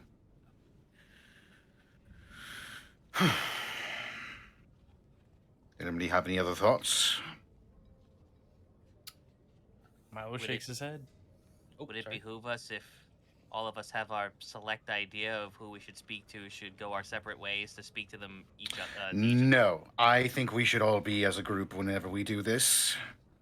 Yeah, I don't Very think well. we have any agency without him. The Ocean Lords are quite busy running the city, and their time is quite valuable. So I think us presenting our case as a group to them would behoove us. Gaia shrugs. I understand we are working in the interest of time here, but nevertheless, we should make sure we do this right. I propose... Oh, go ahead, sorry.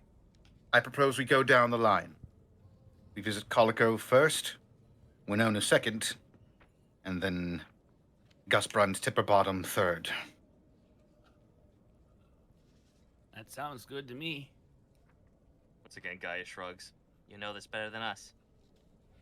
Milo nods. And actually, to that point, I know this is probably going to be hard for you. We can help if we can, but I really think you have to do all the talking here, Otho. No, this won't be hard at all, trust me. As a matter of fact, I'm quite excited to be back in the city. Well, good. Quite excited to be getting back to, I suppose, something like the status quo. That makes two of us, not for the status quo bit.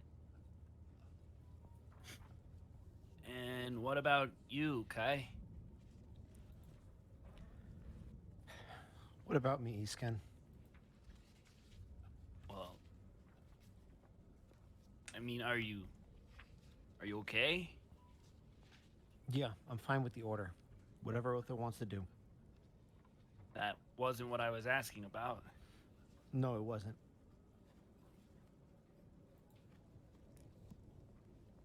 He just kind of turns towards Otho.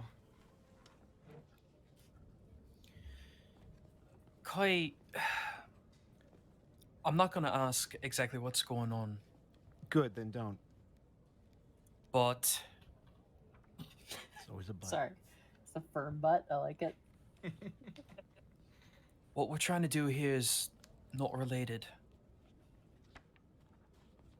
We're trying to save an entire country. We're trying to be something bigger than ourselves. And I hope that you can help us see that through. That's all I could ask from you. You're right, Milo. How selfish of me to not think of other people. I apologize. Let's do what we need to do then.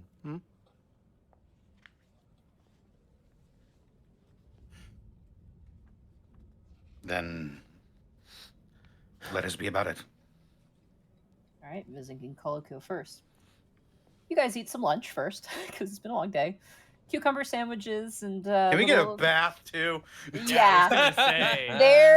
There is a bath chamber that is like a tiled bath.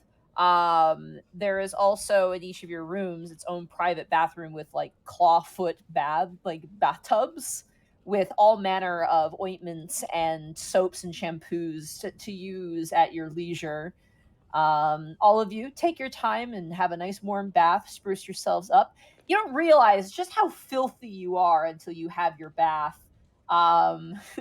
Guys, your fur is a lot more vibrant. It's just almost like the shade slider has gone up a bit. Turn up the saturation. I'm The sorry, saturation. Yeah, the saturation goes up. Saturation I'm sorry, goes up. But fucking Gaius is like the first thing that would come out of his mouth is seeing like all the shampoo and shit, just be like, why would they give me oozes? That's stupid. Good. For the rest of you all, clean your clothes also. Your clothes are also clean for you. I was gonna say, Cover, can we- cover yourself with slime. how do I get my leathers cleaned? Oh, they polish them. The servants like are at your beck and call. Oh, They jeez. they take your stuff while you bathe, and they come back and it's clean. And you don't ask any questions because you know what? It's clean. It's probably fine. By the way, the servants are male and female. They're the man servants are a particular dose of mustache. And the Oh my god. That's a great sentence, Monty. A dose of mustache. Wait a minute. That's a Did he dollop of use- mustache. Did he use Mr. Strong's mustache wax available now at Alavast? You don't know this in lore, but yeah. Of course. The female servants are equally well dressed with very, very nice dresses and aprons, and similarly have a very polite mannerism to them. They vary in age. There's some older women who are very much like, oh, go off, dear, and very, very sweet. Eventually, you guys are returned with your items as well as your gear. Everything is where it should be. My voice just cracked. Sorry. It was amazing. Oh, Monty, there is one Mhm. thing for Yes. flavor reasons. Gaius is very adamant to make sure that his back is facing a wall when the servants are trying to tend to him. You got it.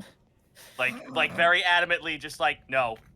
Like, as stubborn as Kai has been.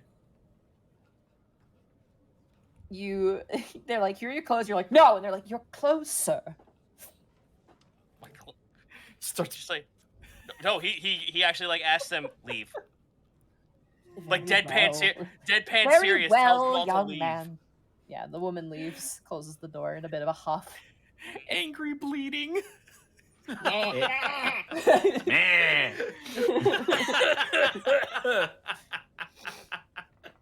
And Gaius will spend extra time making sure that the torso wraps are on completely like snug.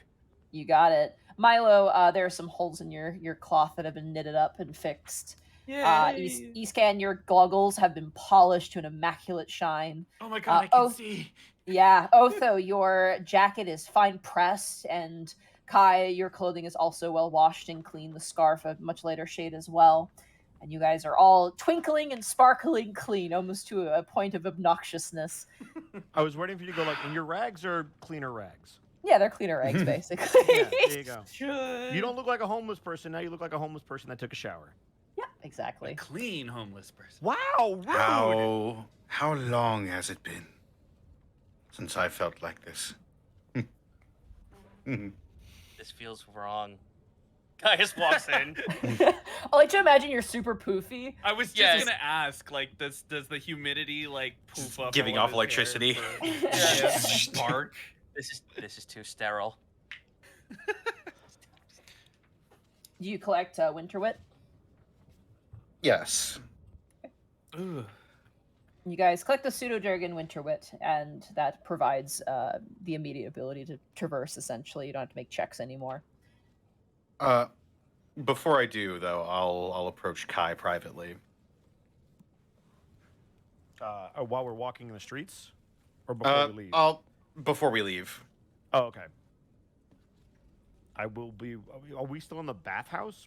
Monty, where exactly are we? I like to imagine you're, like, kind of preparing to go, and everybody else is kind of separate from you at the moment. Got it. Then Kai will just be putting on his poncho and getting ready to leave. I think I owe you an apology as well.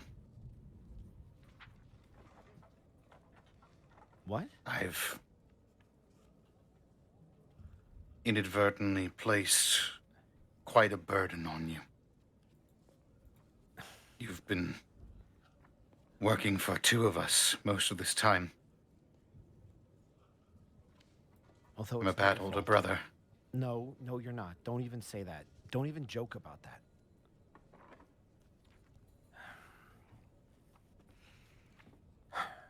You're It's doing the easy best to you see. can. No. Kaisar, I have not been doing the best that I can. I've been being held back by my own fears and worries. Yeah, 'cause And that is not fair to you. It is not fair to any of us. But that's what makes you human. It's okay to not be okay. Nobody's perfect. I don't expect you to be some kind of hero. We're not heroes. We're not supposed to be out there fighting ogres and goblins and stuff. Maybe Milo thinks so, but we're not. We could have gotten ourselves killed. It's okay.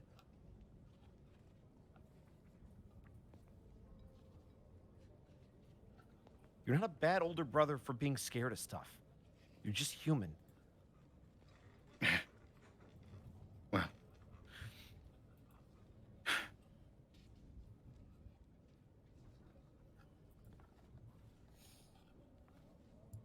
Shall we I be off just- then? The pseudo-dragon says.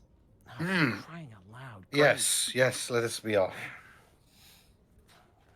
Which of you has the most comfortable shoulders? Don't even think about it. It's him. Oh, very well.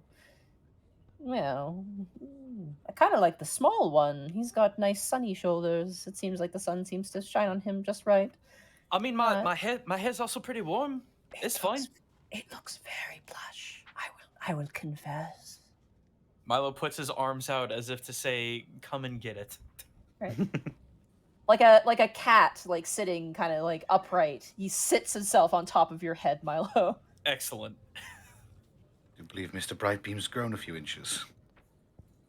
Oh, what? Oh, I see what you got. I see what you said there. Now that's Gives a him a joke. big toothy grin. Now that's a joke that I like. You like my joke there? I do like your joke.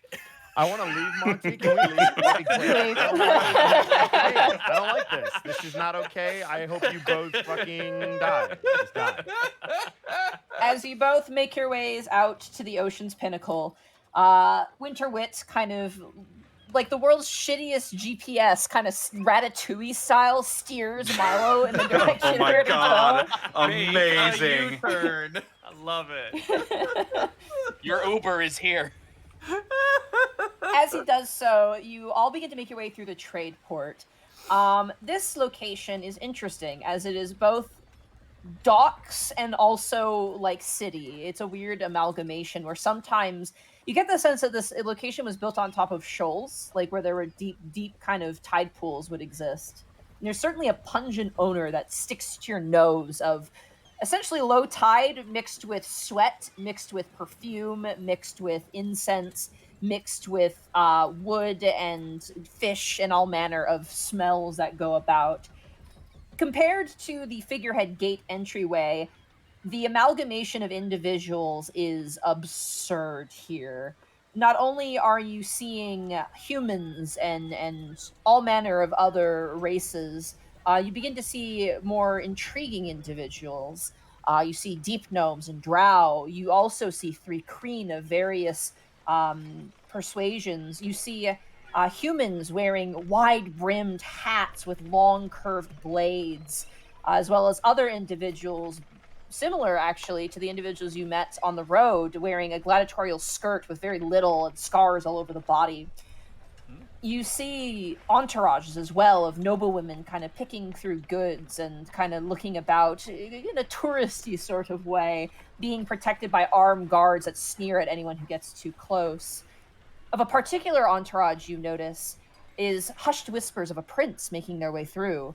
And you at first imagine, in your head, imagine a prince.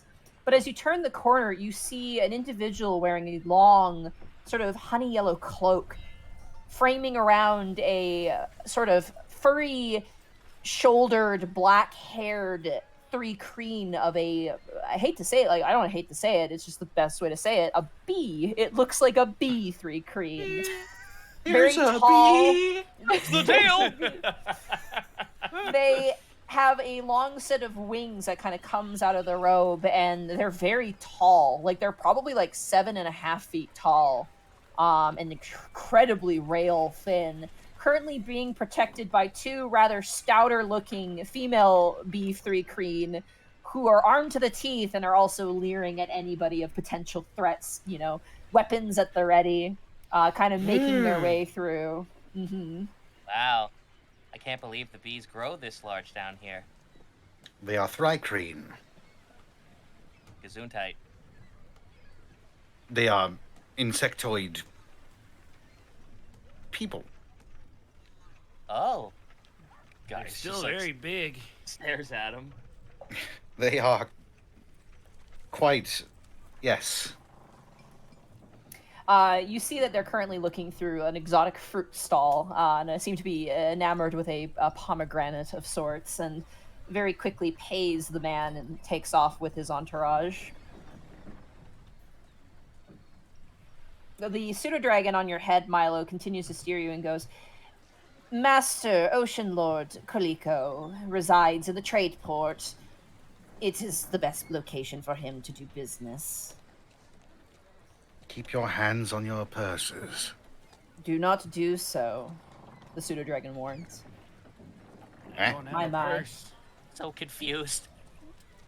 Do not ever put your hands on your coin purse when traveling in a large city, my friend. It's a It turn of shows- phrase.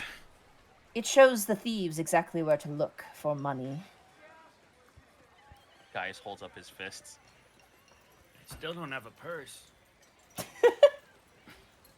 Well, perhaps we'll purchase one in the trade port. Gods know there's everything under the sun here, from stinky fish to clothing that's probably way too expensive for what it is. Fish scale armor, silly hats, you name it. Well, that Silly remi- hats. Silly hats. Is scale armor? Well, that actually reminds me. I'm just like eyeballing straight up, looking forward, trying not to drop him off my head. Mm-hmm. What kind of places of worship do you have in this town? The Opulence District has large temples to every god. Actually, 2 to Uspa and 1 for every other one. Wise. Indeed. You will find more lesser temples in the trade port as well as the Blue Tops, and I've heard that there are some less than savory temples in Dusk Landing. But you'll find most temples in the trade port and the Opulent District. I can only imagine how big they are. Oh, they're very large, and in words, very extra. Well funded, well managed. You certainly must have everything according to arrangements, given the surplus of travelers that come in here. I've heard even individuals make pilgrimages to temples here on occasion. How fun. Gaius, kind of gently pokes the pseudo-dragon in the back of the head. Excuse me? That is unnecessary. You are going to ruin my scales. He watches, he very quickly swipes off where you touched him. Oh, he retracts his finger. Oh, sorry. but a large city such as this, I've only ever dreamed of seeing a place of great sport. Would there be one here? Sport. Yes, combative sport. I've heard. And you watch to see like his face goes all like wide and gross and judgmental. That there are some fight pits in Darkport, but instead of fisticuffs, it may lead to a shank or two in your rib cage. So, if you're indeed desperate, you may go there, but I would not recommend it. I'd like to go there at one point. Your funeral.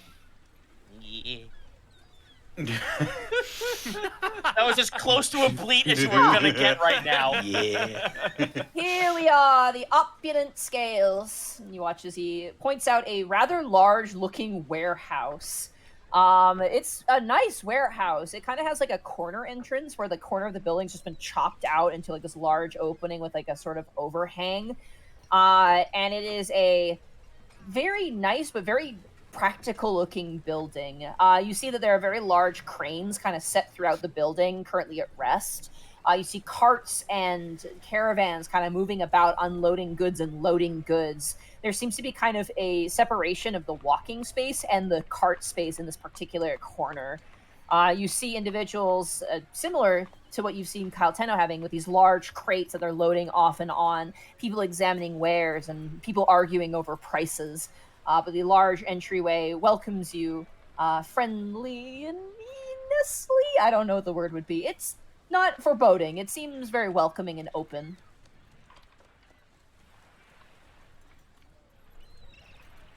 Well, is this it? This is I it. believe- You will probably have to speak to an individual inside to meet with Kaliko. I will wait for you out here. I was sort of You're not expecting coming with? another mention. No, as Oslamir is able to peer through my sight, it may be a... What's the word? It may compromise your privacy. Or at the very least, the ocean world's privacy, so I shall remain out here. No peeping. No See. peeping, indeed. How often do I forget? Hey, Very Monty, well. Can I wait with the dragon that's not a dragon? Only if I get to sit on your shoulders. No, I was asking above game if you'd let me do it before. And he's Dragon asking, can he's peer saying through above the fourth game. wall. Let me sit on your okay, shoulder. okay. Wow, he just broke the fourth wall. I don't know, motherfucker. You You don't know wanna how talk to me, pseudo you stuck dragons cunt. work, Bosco. I was gonna say, Bosco, Unfortunately, I do. Bosco, no, I was gonna say, Bosco, do you really want to hang out with this thing after your occurrences with small dragons in D&D games has not been great? I have no idea what you're talking about. I like taking my risks, I guess. Okay. Is the rest of the party okay with Kai staying outside? Sure. Yeah, sure. I Okay. suppose. All right. As you guys head inside, the inside is sheer noise. It is an auction house, and there's about 20 auctions happening at the same time. Oh shit! It's a fish market. Guys It want is to touch literally everything. a fish market, but it is for high-priced goods. You see like silks from Ruba, magical items from Alavast. You see Tatalon jungle ancient reliquaries that have been repurposed and reforged for X, Y, and Z. Oh, ancient antiquities from Tristella Court, now reforged in gold and fancy, blah blah blah. But you also see general trade for basic goods. You mentioned fish. Yes, rare fish are currently being sold, not as food, but as pets. Koi I mean, fish. anything's food if you try hard enough. I mean, yeah. Koi fish, goldfish, decorative tropical fish. You see beasts and animals, rare magical creatures caged being sold for exorbitant prices. It is a madhouse with people rushing by, carts rolling, almost running over your tail, Escan, as you kind of skirt on into this place. You see also individual tables with scales on them where you see individuals weighing gold in comparison to coin and handing off gemstones for the trade of gold. It is a massive exchange market is the best way to describe it. It has almost smoky smell to it. There are a lot of people in here, but there's this almost omnipresent kind of smoky, soft, light incense smell that is slightly subdued but never overwhelmed. Chat, I mean, I'm not speaking like to anyone in particular, but I'm just gonna say this out loud for everyone in general. If you've ever seen the kid who has never been to a fucking boardwalk in his life find hermit crabs, that is Gaius right now. Does it seem like the places that things are being auctioned from are all places that would only be connected by port? A lot of the things seem to be exotic goods, meaning imported. And again, some of the basic goods are more being sold kind of on the side. The main items are like the big middle platforms with like these really rare items, and they are going to the thousands of gold. It's like an Right. insane market. But I'm asking, are the goods that are being sold, are they all from places that are connected to Martorello via their boat trades? Are there any things that are being sold from places further inland? You can't tell. That's a little hard to figure out, unfortunately, at a glance at the moment. And this place is Okay. pandemonium. So they're not like calling out fresh fish from insert tip, place. The here or fish anything like is. that? They do call out fresh fish caught this morning from this inlet from blah blah blah. And you're actually, with the knowledge you pertain from Oslimir Harlan's office, that is nearby. So there is some stuff being sold that is Martorello local, but it's mostly the fish. Okay. Yeah. As you guys enter into the noise, you are waved down by a rather kind of sheepish yet confident-looking man who kind of rubs his hands together and walks and goes, "Hello, gentlemen. Are we here to buy or sell today?" We were actually looking for the Ocean Lord. You wouldn't happen to know where Coleco is, would you? I am afraid that the Ocean Lord does not have audiences except for his business partners. I apologize. Well, I'm certain we can make some arrangements. After all, we do have a letter of recommendation from Oslimir Harland. Oh, you are here on behest of Master Harland. I will speak with Coleco then on your behalf. Your name? Otho Valentinian. Valentinian, on behalf of... Curious. I will go speak with him immediately. And you watch as he literally doesn't even walk. He like shuffles away, like like extreme Flintstones. like extreme used cars salesman. He kind of looks like the Happy Mask salesman, but with like more hair. He vanishes for what feels like probably about 10 minutes, and then immediately comes back. Goes, you've certainly piqued Master Coleco's interest, so he will see you immediately. Yes, I imagine that would. Thank you. Follow me, please, all of you. And I ask kindly that you do keep your hands to yourselves and be careful with the goods that you may encounter. Man, people here are really untrusting. I know, right? Gaius is holding up a fucking anchor and then puts it down. When people's next meals are on the line, Mr. Seatlolly, they are very protective of their goods. As you guys Maybe make your don't way charge so much for food. As you guys begin twisting through hallways, you begin to realize how big this place is. The front entrance of all the auction houses was just like the tip of the iceberg. You see the inner workings of various individuals like transferring gemstones and piling them up into bags and sorting them out. By the way, this place is heavily guarded.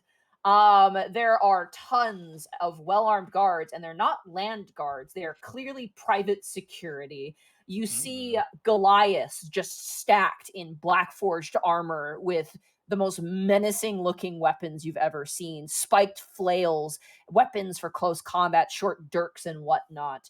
You also notice various Loxodon individuals, as well as more nimble individuals, currently kind of sitting in the rafter, keeping a close eye on things as well. They're all marked by an insignia, which appears to be a beetle shell almost shaped to it, with a gold coin in the middle. Eventually, you guys twist down, and your gentleman who's leading you knocks twice on a piece of wall that then slides open, and he gestures. He goes, "Please enter." Sick. If you say so. You guys enter in a very, very, very uncomfortably narrow chamber, making your way through what looks to be curtained off sections that have framed pieces of what looks to be almost like insect pins, like butterfly pinned to like frames. Some insects of which have like beautiful golden color. Eventually, you are led through this winding tunnel to a similarly set waiting area. But you are not left to wait there. You are brought to the door, this large double door, of which you can hear the sound of clinking inside and the smell of smoke on the wind. Otho, do we knock or do we just go in? Or You may just go in. He is expecting you. Meanders on in. All right, you guys Yep. open the door. You see inside, I'm just going to say it, money. Like perfectly stacked Oh, piles fuck. of money. Life is like a hurricane. It is a crescent shape of wealth. There are also large shelves from floor to ceiling of just like these small, little tiny shelves. You're not sure what's in them. Behind, I'll describe them later, but behind this pile of money is a wall of what appears to be scrolls, like just paperwork that is just crammed and stacked intermittently amongst other objects of varying like lock boxes and certain individuals. And in the center on the floor is a low, very simple wooden desk compared to the large grand mahogany desk of Oslamir Harland, is a wide and long, basically floor desk, and sitting cross-legged in front of it is this individual. Oh boy. boy. While you're doing that, Iskan leans over to Otho. I found where everyone's next meal is. That you have. Oh shit! Yeah. More artwork. Look Whoa, out! whoa, whoa! I don't trust him. Evil. You're not there. Nope, I don't You trust him above see- game. You see a Beetle 3 crane with green carapace and these large bulbous purple eyes. Long feelers come out of his face with these smaller mandibles, and the feelers are adorned with rings and diamonds and jewels. He wears thick and beautiful and elegant and flowing royal purple robes with gold trim, as well as a poofy striped hat of orange with 4 feathers that kind of splay out of a splendid ruby that is set in the middle of this sort of crown-like frame. And you can see him very carefully with these like little tiny pincer crane-like hands stacking coins and scribbling on a ledger before slowly placing it aside and cusping all 4 of his hands together and staring up at you all. Ah, yes, of course. It is the company for Oslamir Harland, and I was informed that his son of Brutus Elistinius has also arrived. How curious, he says as he cocks ahead.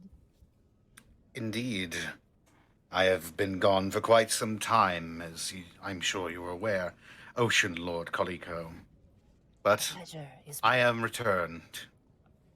and I'm sure the world is gladder for it. But I believe that you're here for business. Yes. You see, we are in need of a ship. Curious. Has Oslamir provided a request or some sort of... I Okay. unfold the letter that we were given, and I hand it over to him. You watch as he very like kind of like picking up something gross. He kind of clicks his fingers. It's very weird. He's very thin. He's round in the body, very thin in the limbs. He takes it and very quickly unfolds it, and I know with that. one Me. one with one googly eye, he kind of looks it over and goes, "Ah, you are interested in the bounty lost in the sea dragon's bones. A rather dangerous place to go. Sending a sloop that way would be rather costly, now wouldn't it?" As far as we're aware, yes. Well, I'm very aware of the cost of a sloop going into a dangerous storm and where the rocks are to be predicted. You wish to borrow one of my ships for this purpose, am I to be made certain?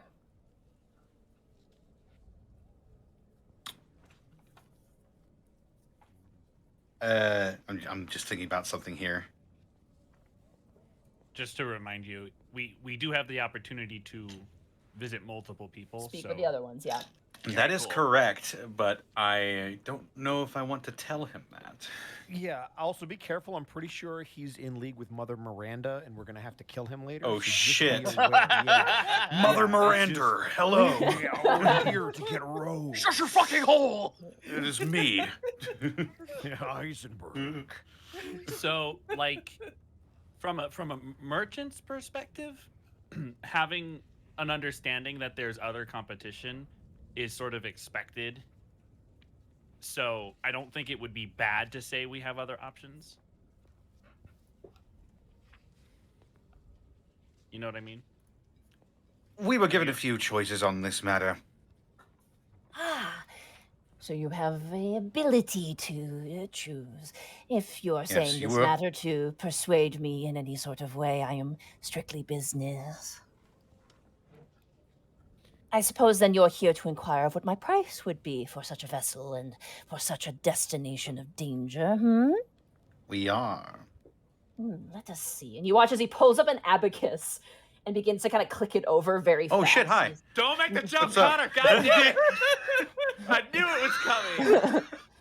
Kind of flicks it over and kind of scratches the underside of his carapace, and he goes,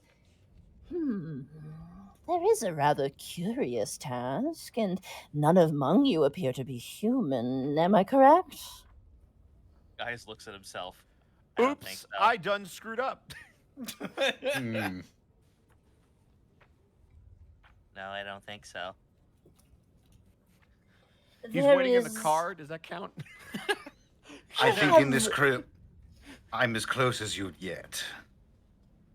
And Your flesh and your which, thin things. He kind of points towards your hair. Do suggest a human nature, but the rest of you definitely betrays it. But that is neither here nor there. What is guaranteed is that you are not human, and I have a particular job that requires a lack of humans. You see, I have come to the attention of a rather interesting potential business partner who has some very interesting goods. But the one who leads them is very choosy about what audience that she takes. this business partner would be. You will find this rather curious, and I ask that you shelve your judgment as it is poor for good business. This one claims to be an ogre wife, and there are many ogres under her call that are, and this may sound as a joke, but I am not joking, trying to find a way of peace. Nice. A rather curious development. They reside near the northwestern reaches, beyond the village of Orico.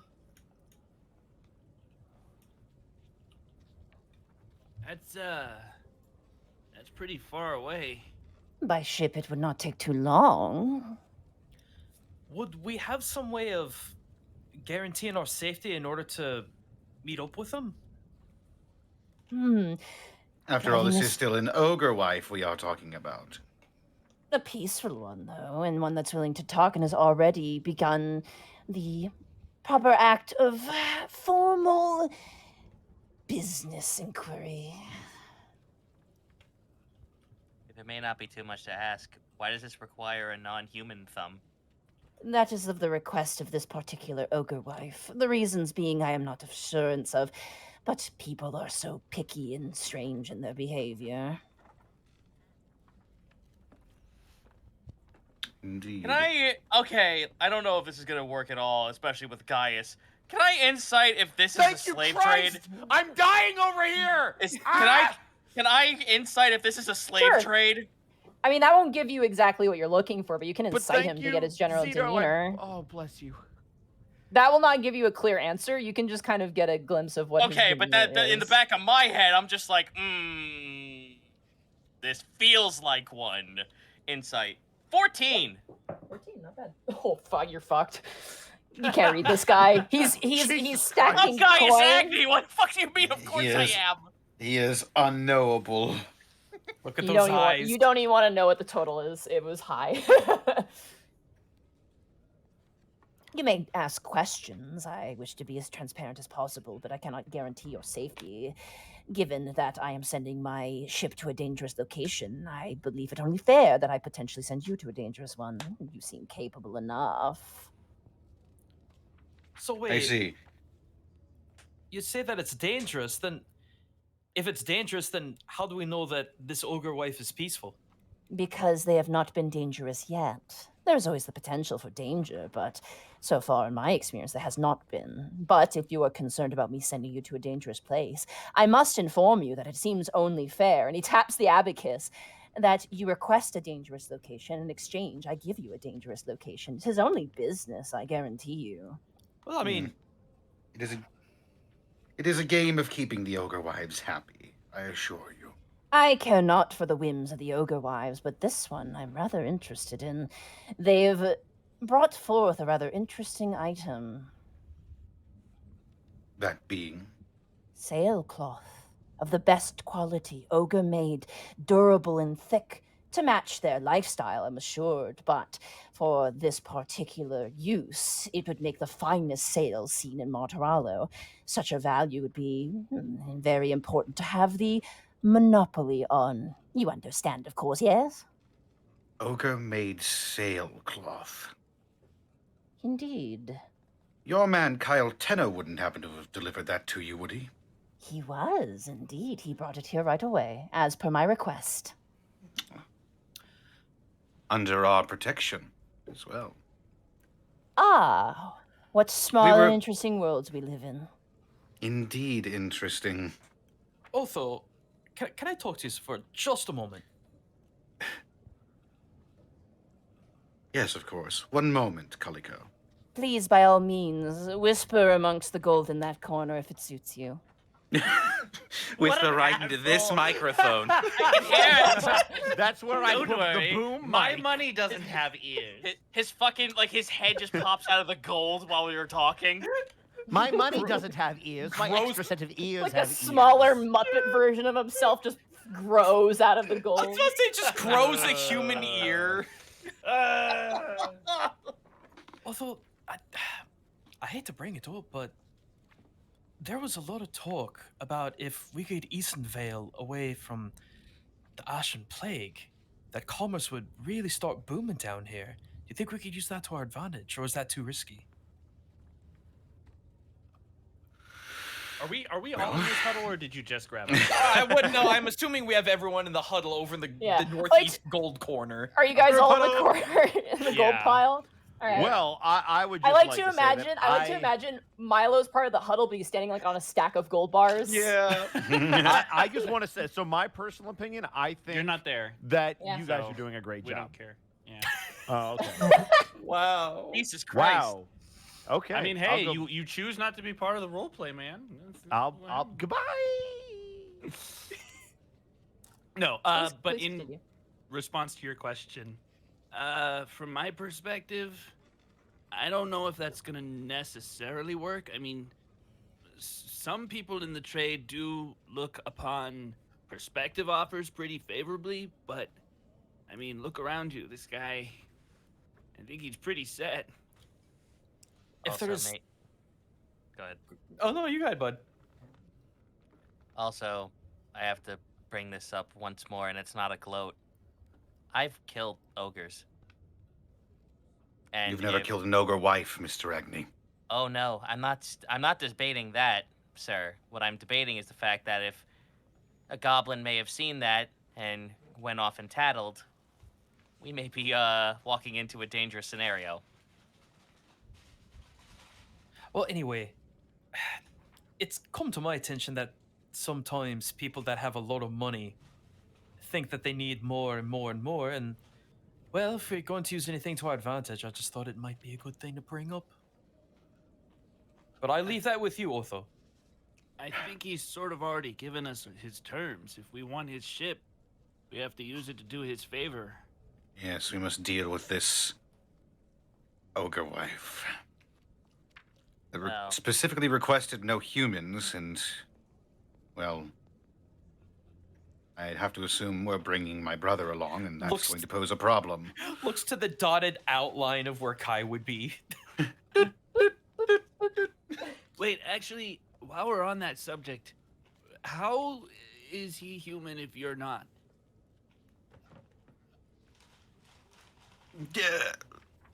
Should I go into Maybe another time? genetics? Genetics. My mother is human. I like to imagine while this conversation is happening in the background, Kaliko's just tapping his hands together, like rhythmically, just like watching you guys all talk. Just as planned. Wait, so My mother is human. My father is a shifter like me. the I got- Ocean Lord is a shifter? Yes. I suppose it's just I have more of my father in me, and my brother has more of my mother. That's all it boils down to. I do not mean to be rude, but I have business to attend to, and while I'm sure whatever you're talking about is very, very important, I also have things to do. Well, Of course. We'll... Yes? No, go ahead. Go ahead. It was basically the same thing. Me and mine will deliberate, and we shan't waste any more of your time, Ocean Lord. Of course, return at your convenience if you agree, and if you do not return, then I will take it as though you're not interested, and I can save a ship from a potential death. Of course. Good luck. You may see yourselves out. Gives a polite bow and Foot up your ass. Ships die when they are killed. They can die. All right, you guys make your way out. Yeah. yeah. Okay. You guys make your way out again through the winding tunnel, but it's different this time. It's strange. It turns in different directions, and you emerge out of essentially the back of a stall instead. Oh. How the... What? Cool. I guess I it's can't one of believe those- it. We're in Rogue Legacy. Oh God. No, I can't go back. As you make your way out, Kai, you see your brother and your companions make their way out, all looking, relatively intact, nothing off about them. Well, That was one. yes. I'm not sure about that one. I agree with you on that. I'm should also probably not super keen on it. We should probably see at least understand what the others want to have before we decide on which one's better or not. Let's hope it doesn't involve throwing ourselves into an ogre camp. Yes. He said he didn't want it to come off as a joke, but how could it be anything but? Can't deal with those savages. No, that one's planning something. Well, which two next then? Well, I believe next on our list was Miss Winona Odez. Ah, Odez, yes. She has no home. She resides permanently aboard her ship. Yes, we're going to need to charter a small vessel in order to Oh, we get do to not. her. We do not need to charter a vessel. The Traveler's Tempest is currently docked at the moment. Get to go on a ship. Not only a ship, the ship of an ocean lord, a war galleon. It's only a model. Well, he flaps over and lands on top of Milo's head and assumes the controller position. Excellent. This way. He kind of just jostles you forward a little bit. And kind of makes himself comfy. As you take off down towards the dock, the great city Martorallo in its vast scale, towering above you all, you now reach the most busy part of it, the docks, where Martorallo makes its lifeblood, where commerce comes and goes, where it begins and it ends. And that's where we're going to end the session for tonight. Yeah. Can we keep playing, please? No, I have work tomorrow. I also Oh, have an early man. morning. Ah, jeez. Bye, Austin. Why, Austin? I guess. God damn it. Oh, man. What a session. Holy moly. 14. Do you see how I was so excited for this session, you guys? I absolutely see.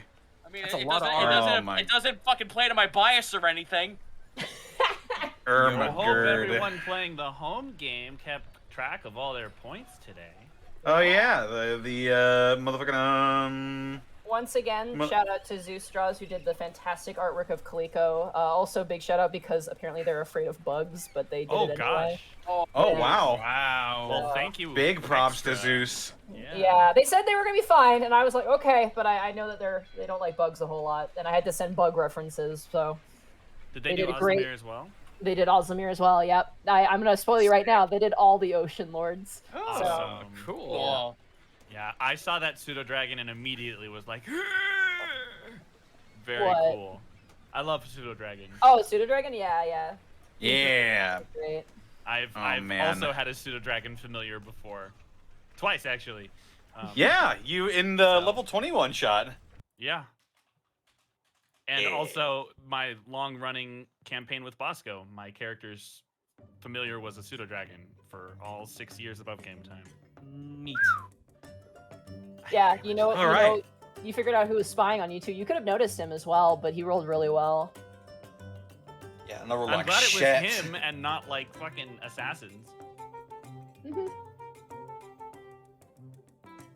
Freaking Durgan. All right. I want to play more. Well, Guy Genesis. Yeah, Super, me but too. Next week. All Next right. week, you guys. I'm so excited. Oh boy, can I keep my molecules together until then? I don't know, can you? I can't. I promise when I'm on my break, I can play later. I promise. Oh, really? I have. I won't force you to. It's totally fine. I like the 10 o'clock end anyway. I'm also kind of getting a little tired. I'm excited, but I'm gonna flop. The thing is that I finally have a good sleep schedule, and I really don't want to fuck it up again. No worries. I totally understand. Well, we won't keep you from your sleep longer than we have to, so let's go ahead and go down the horn here. Gaijin Goomba, where can they find you and what are you up to? You can actually find me tomorrow morning, sometime between 9 and 10 a.m. U.S. Central Time. I'm going to be streaming SD Gundam Battle Alliance. Man, oh man, I've been waiting for this game to come out. I love, if you've ever heard of like Gundam Breaker or Gundam vs. Gundam, it's very similar to that, but it's adorable. And I'm super excited for that. I am also currently working on a part 2 video of comparing 40k orc culture to actual England. And I know that premise sounds stupid, but I'm at part 2 of the series, and the second script is 15 pages long. There's a lot to cover, and it's all very mind-blowing. I hope you check that out. That will be next Wednesday for patrons, and either Thursday or Friday public.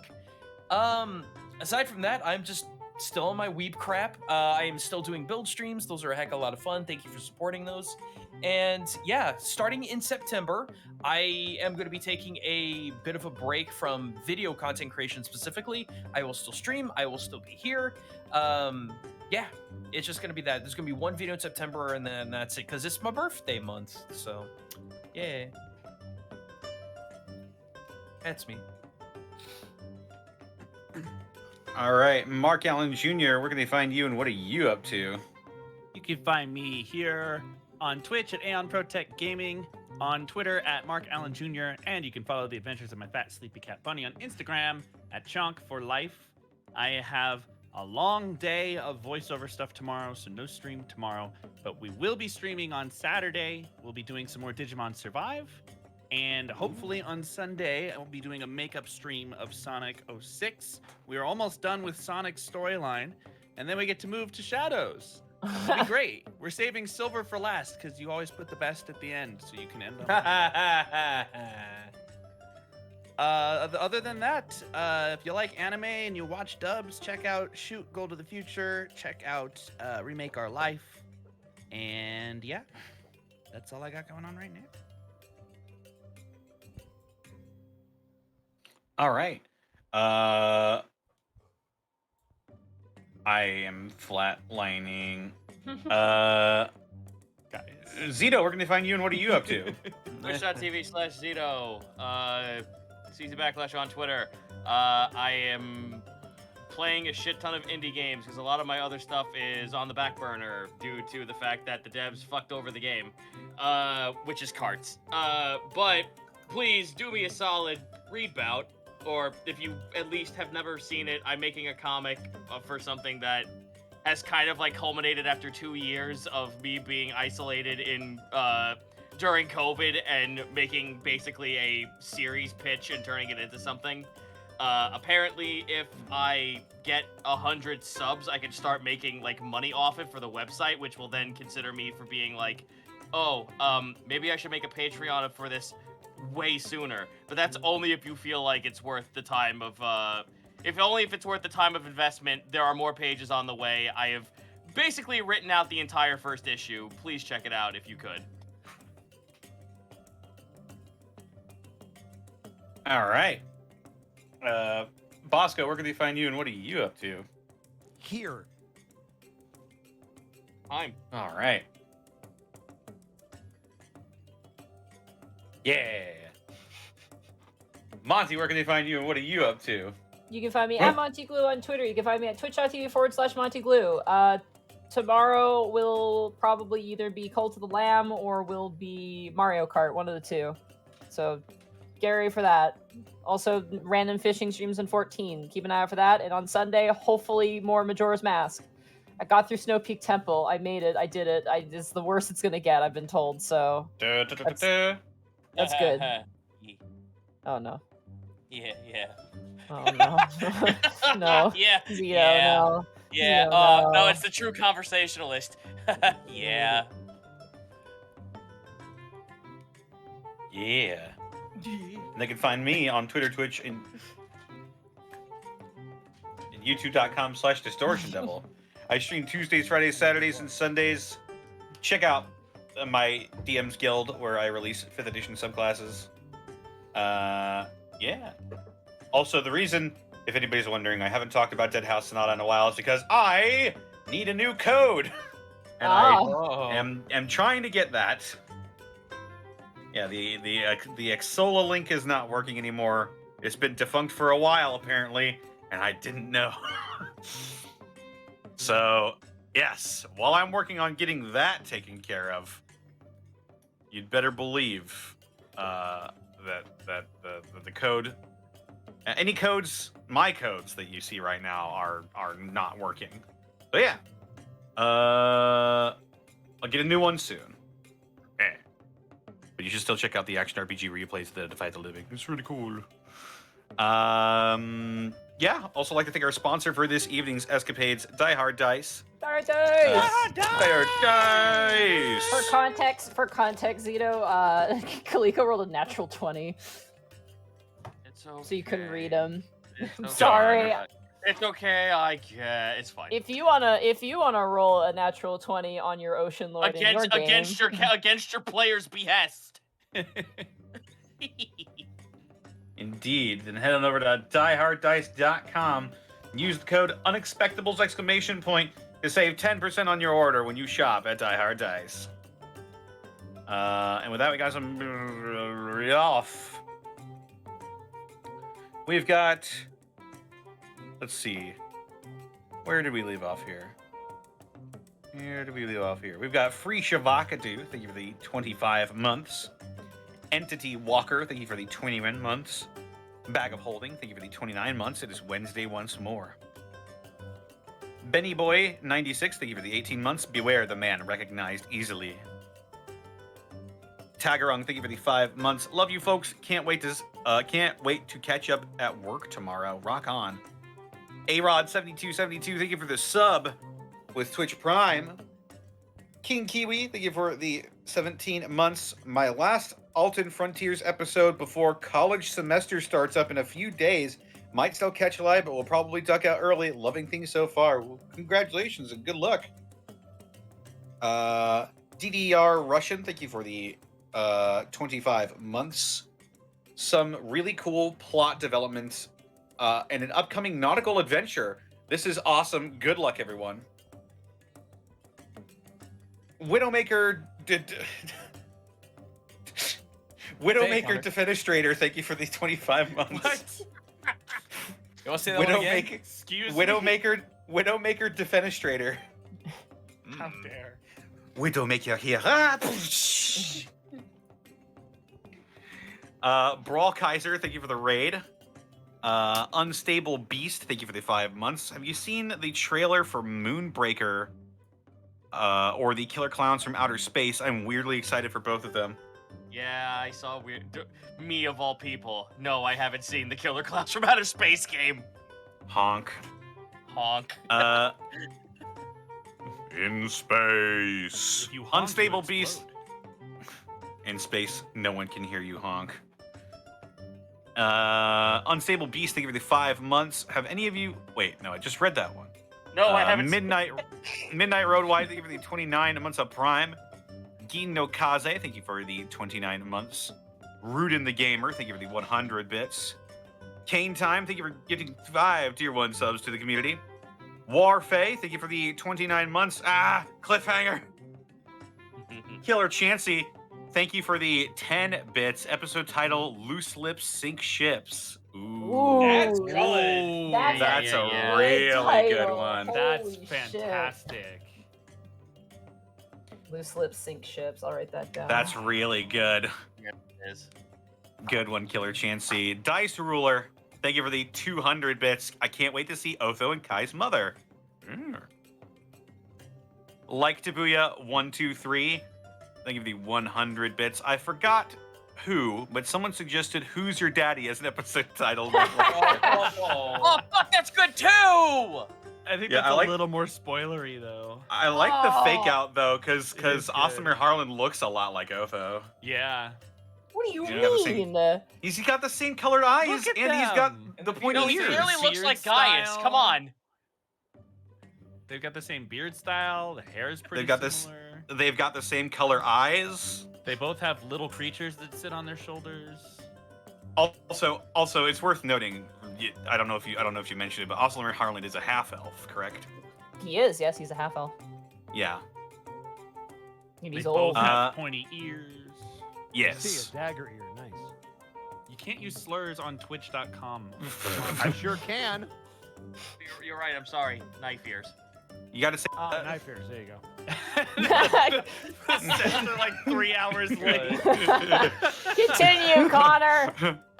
Like the wheel. Thank you for the 100 bits. CG, thank you for the 100 bits. Episode title, Ocean Lore. Zen Leader, thank you for the 100 bits. Episode title, Safe Harbor. Bob, thank you for the 500 bits. I thought Kaliko is one of the most shocking looking characters we've ever seen. Never thought a bug could be so obese or dress that ridiculous. Big and bug. You know, guys is gonna bug the fucking bee person, right?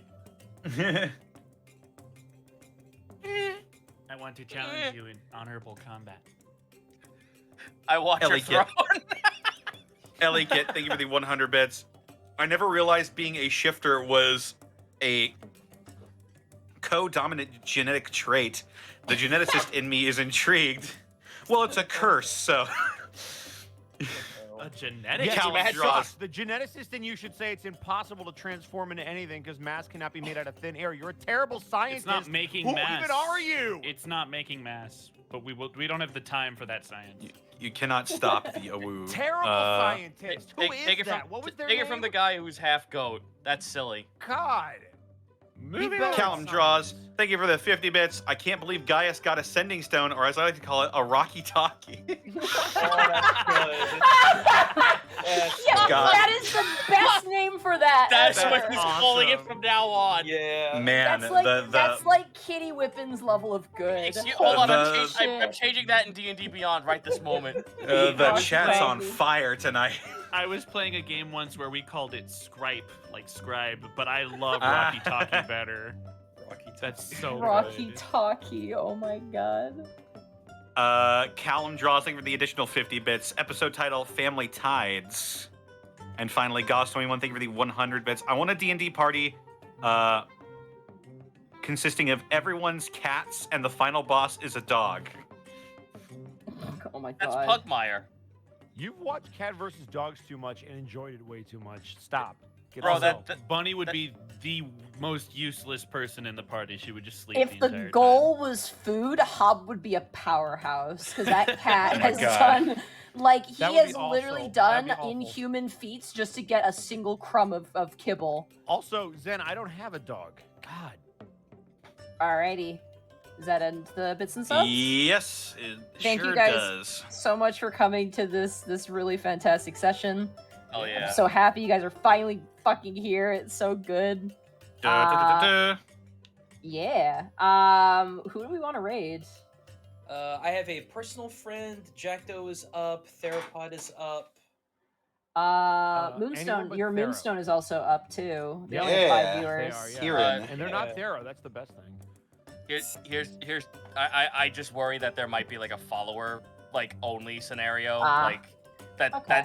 but I don't know if that's the case. I could be It'll- wrong. It'll tell you that if you raid them. Like it'll Yeah, actually warn you. I'm gonna Guys, click. Here we go. just- Yeah, yeah, they just seem check. fine. Yeah, let's just double check because I know that actually has been a thing in the past. Yeah, Yeah, it they just seem says like they're follow the fine. rules and be fine. Yeah. So, Oh, okay, Everyone sick. Yeah, then go for it. everyone okay with your Sweet. Moonstone? What should Yeah. our raid Yeah. message be? I don't even know who that is, but yeah. It's Kieran from TFS.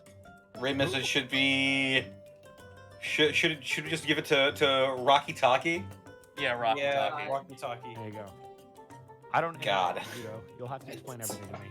Oh shit, we're getting raided at the last second. Space Shark. Do your I'm homework. sorry. They raided Sorry. just in time to come with us.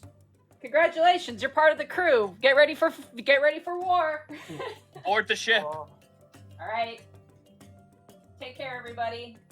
Here we go.